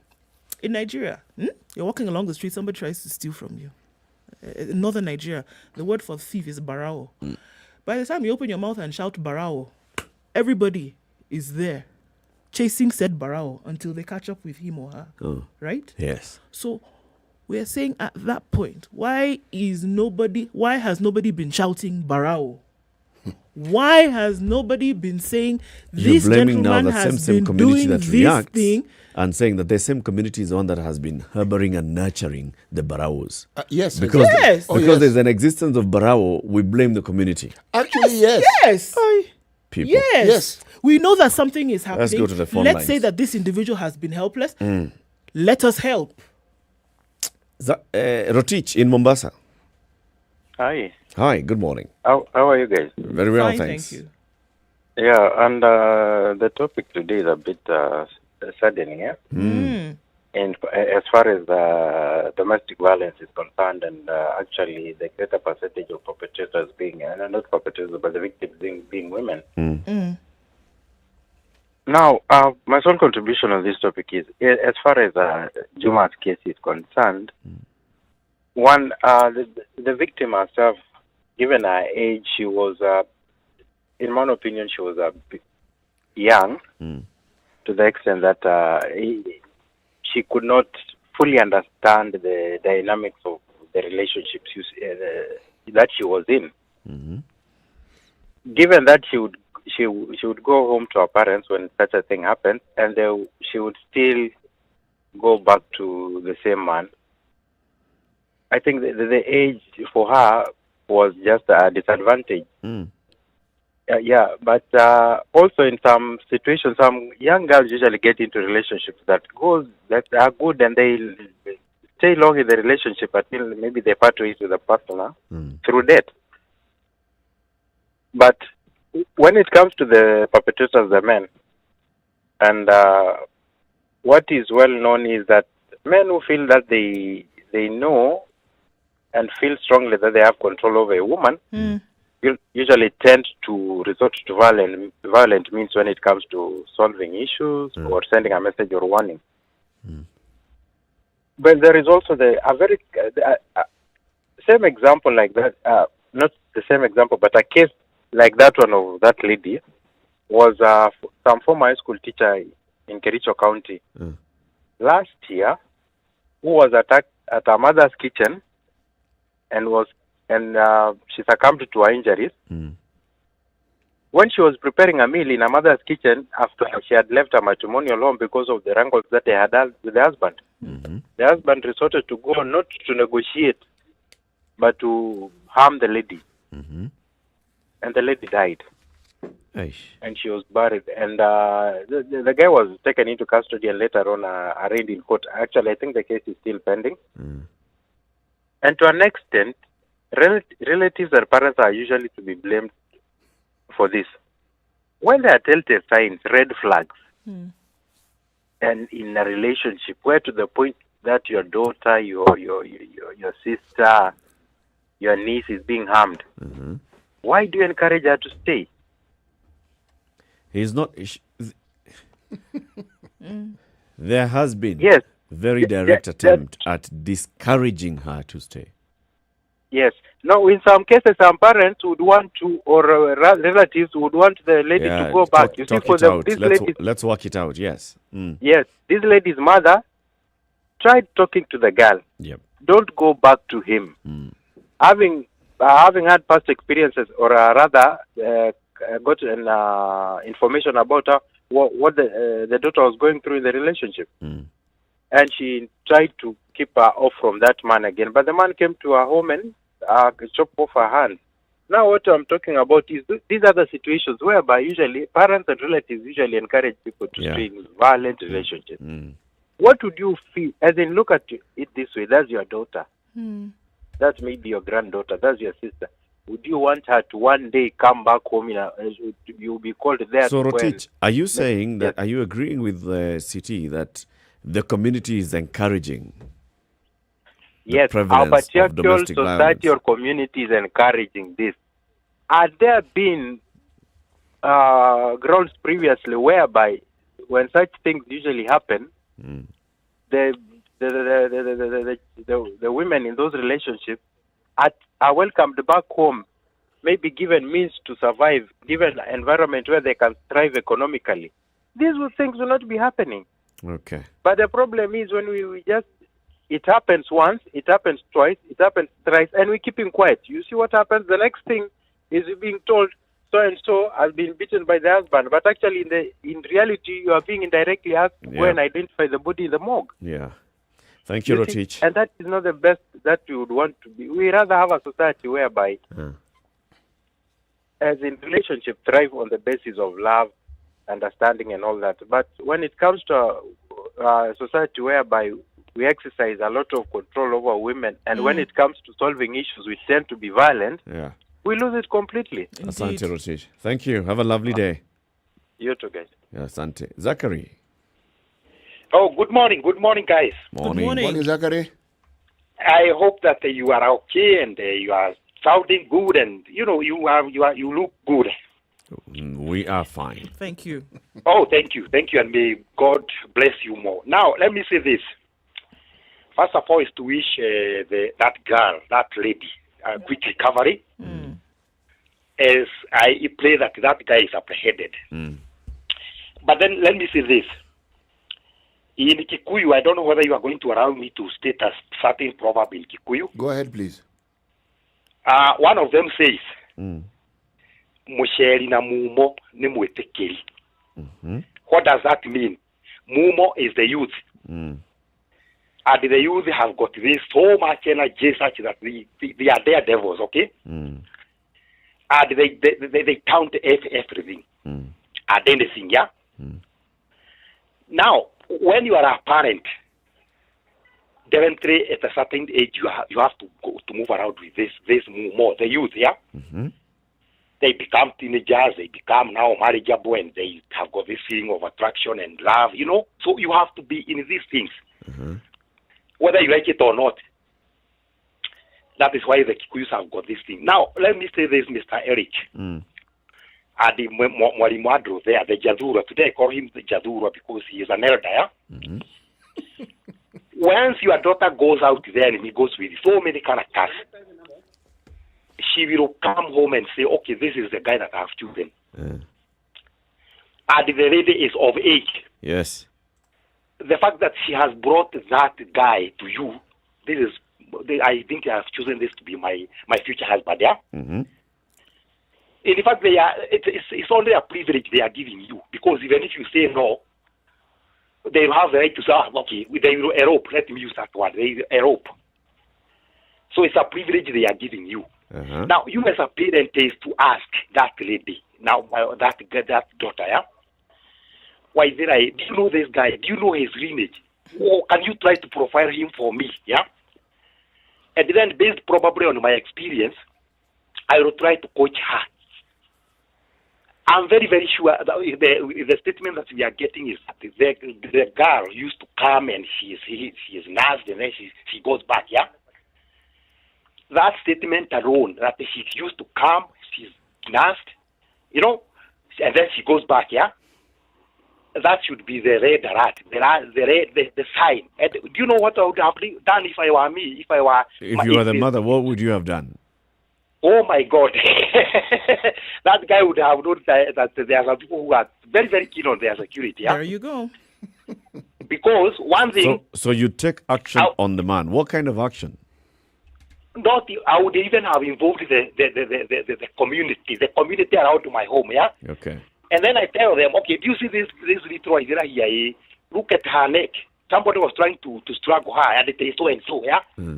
So I would even use my money to pay some spies, yeah? Okay. Should you see this guy 500 meters near this locality, deal with him. Arms be raised. And he should be questioned. What are your intentions? What do you want around here? Okay, Zachary. Sawa. Thank you. Thank you. Good day. Amos. Yes, good morning. Good morning. Thank you for holding on the line for a while. Thank you, Tone. Now, two things. Yes.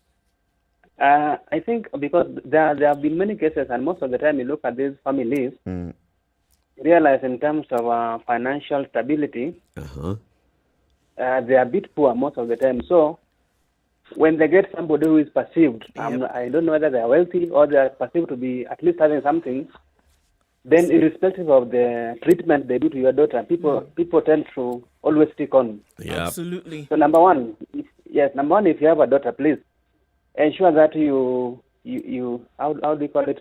You ensure that before they are married, at least they should have something, so that in case of anything, they can even decide to stay on their own. Another thing is societal pressure, because now most of the parents will say, now if you come back and then now we are with you, what will the society say?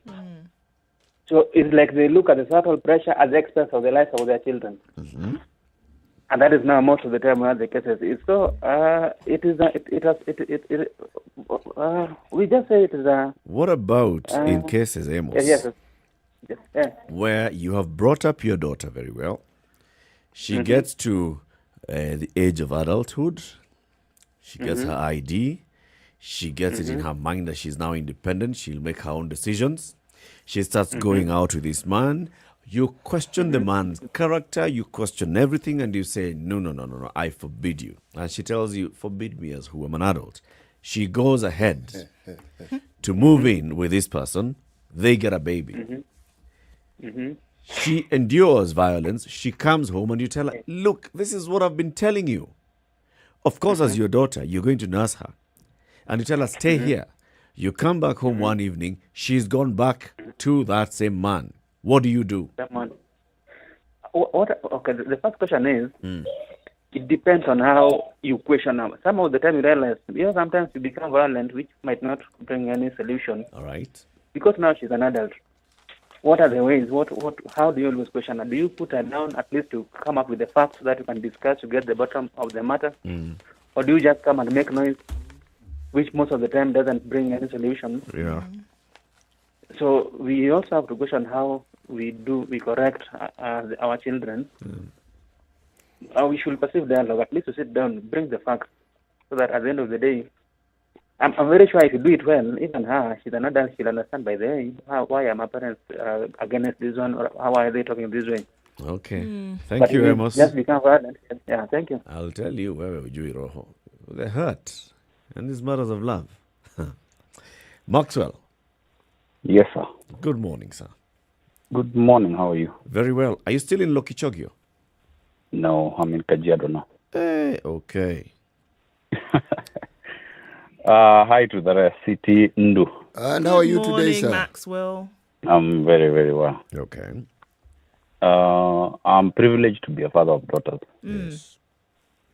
Now, the things are normally very simple, that when it gets to that time, when they bring that person home, you as a parent need to lay down the rules. Man to man. Boss, nakupatia msichana wangu, ukichoka na yeye, nirudishie. If anything happens to my daughter, it's no longer between you and my daughter, it's between me and you. Lay down the rules, be tough, give tough love to your girls, be real to them. Set the standards high if you can as a parent as you bring them up. And of course, over a period of time, utapata, they'll meet all kinds of people, but as in parent them well, as much as they may go astray, they might not go as far. Because I don't think these things happen only in marriage. They start in relationships. Indeed. That violence does not start. And if you have this open relationship with your daughter, even your son, because boys are nowadays even victims. Yes. As much as society handles it differently, which will be a discussion for another day. Yes. But then once you set those standards, during that relationship time, always take your time to take them out and sit down with them and ask them, kunaendeleaje, how are things? And of course, you can read between the lines most of the time, because you're wise and older. Let's bring now this to the reality that we are facing today in this particular story. Okay? So Maxwell, your daughter decides to get into a relationship with a certain character. Yeah.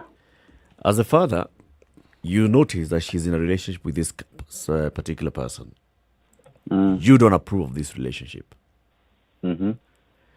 But then she goes ahead and moves in with this particular person. They even get a child. Yes. And in the course of all these things, you notice that there is violence. What do you do as a parent? I sit you down as the person. I've of course, as the dubious character. The dubious character that you disapproved of in the first place. Yes, I'll sit you down. And it will be one-on-one with me. Like, boss, this and this has been happening. Maneno ya roho, tuachie roho, kazi yake ni kupump damu. If you touch my daughter again, I take it up with you. Yeah. If it's going to be physical, if I'm going to be the sacrificial lamb, ikue iende, because one way or the other, it's not going to end up well. So you take responsibility as a parent, and you face this guy. If you're the guy, and if you're if you're alive, you're the husband, mama, take up your uncles, sit this person down, tell them like this and this and this has to stop. This is the bare minimum, period. Okay. Yes, you either take care of her, you take care of her. Okay. Yeah. Asante Maxwell. Are you in Kajiado town or which part of Kajiado? On the border here at Sultan. Okay. Yeah. Sawa sawa. Salimia watu wa Sultan Hamud. Thank you and have a good day. Nice show always. Thank you. Thanks. A comment also that comes on social media, and it's raising the other angle of dowry. That in many cases, when parents have received dowry, it then also reduces how much of a push they give in a relationship. And it shouldn't. And in the person who has paid dowry, they also get this kind of feeling and sense that, you know what, I've paid my dowry. And it shouldn't. That isn't paying dowry. That is a feeling of having bought something. Bought somebody. Bought a a human commodity, being. so that you can treat it as you see fit. But there's something else that also comes into these conversations. Yeah, you will find that somebody's an abuser of substance. Right.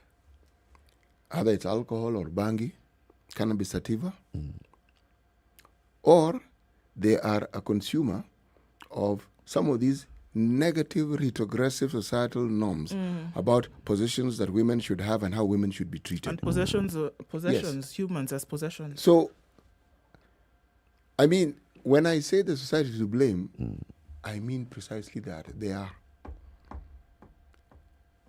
You accommodate a certain norm for reasons best known to you. And the outcome, my friend, these things, it's not that they haven't been happening. They are on the increase. Why so? When something is decreasing, it's because people know this will not be approved of. And they're stomping it out. And they know there'll be consequences to it. So even if you have those urges, you will sit on those urges of yours to mete out violence. But so long as the message that is sent is that, a little thumping here and there, a little knocking someone here. Not too bad. Not too bad. So if they just hospitalized for a day or two, it's okay. Even if for a week, it is okay. So what do you think the next option is going to be? No. The knocking here and there now starts using some... It escalates. Some aids. It escalates. It always escalates. Remember the story we're being told by the aspirant, the young lady wants to be an MP? Yes. Zena? Yes. And the story about young men who have reached adolescence, have gone through the rites of passage, and who haven't had very much formal education, but what education they've had is how to stay in forest and how to be warriors. And how do you practice it? Through banditry, through outright robbery. Yeah. We're talking earlier on about the soldiers, the British soldiers. Look, ask yourself, what are soldiers trained to do? What is the knee-jerk reaction in any situation that they have? Fight? Yes. Now, are they trained to manage their lives when they're living among civilians, just ordinary civilians? People who, and they're not fighting, and people who are not at war with them. And when you say the system, Eric, you're spot on. There's a system that thinks that this is the way such matters should be handled. But to what consequences? And with what consequences? Dire. Yes. Dire consequences. So let's conclude the show today with the day's proverb. As we're going to have a conversation with Nurin Haji again tomorrow morning, the Director of Public Prosecutions. Amilioto has already posted it on our social media. You can go, and if you've got any question that you'd like Nurin Haji to respond to, post the questions there. We will sample some of them tomorrow. CT?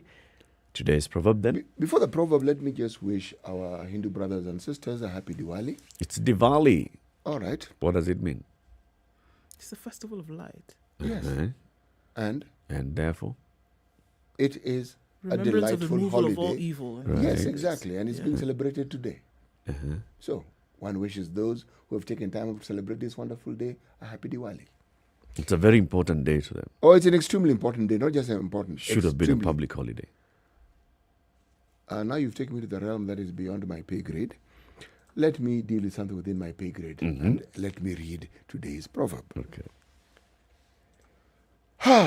En Kongu, naipang a en gen. Clever is the eye that has traveled. Clever is the eye that has traveled. Yes. Sante, it's a good one. It's a good one. Thank you very much for tuning into the Situation Room today. Join us again tomorrow morning from 6 a.m. to 10 a.m. Tomorrow will be the second Friday of the week and the month. It's the 5th day of November. Ndu, say goodbye. Goodbye. Have a wonderful day. Let's talk again tomorrow. Have a lovely day, folks. It's now 10 a.m. This is Kenya's biggest conversation on SpiceFM.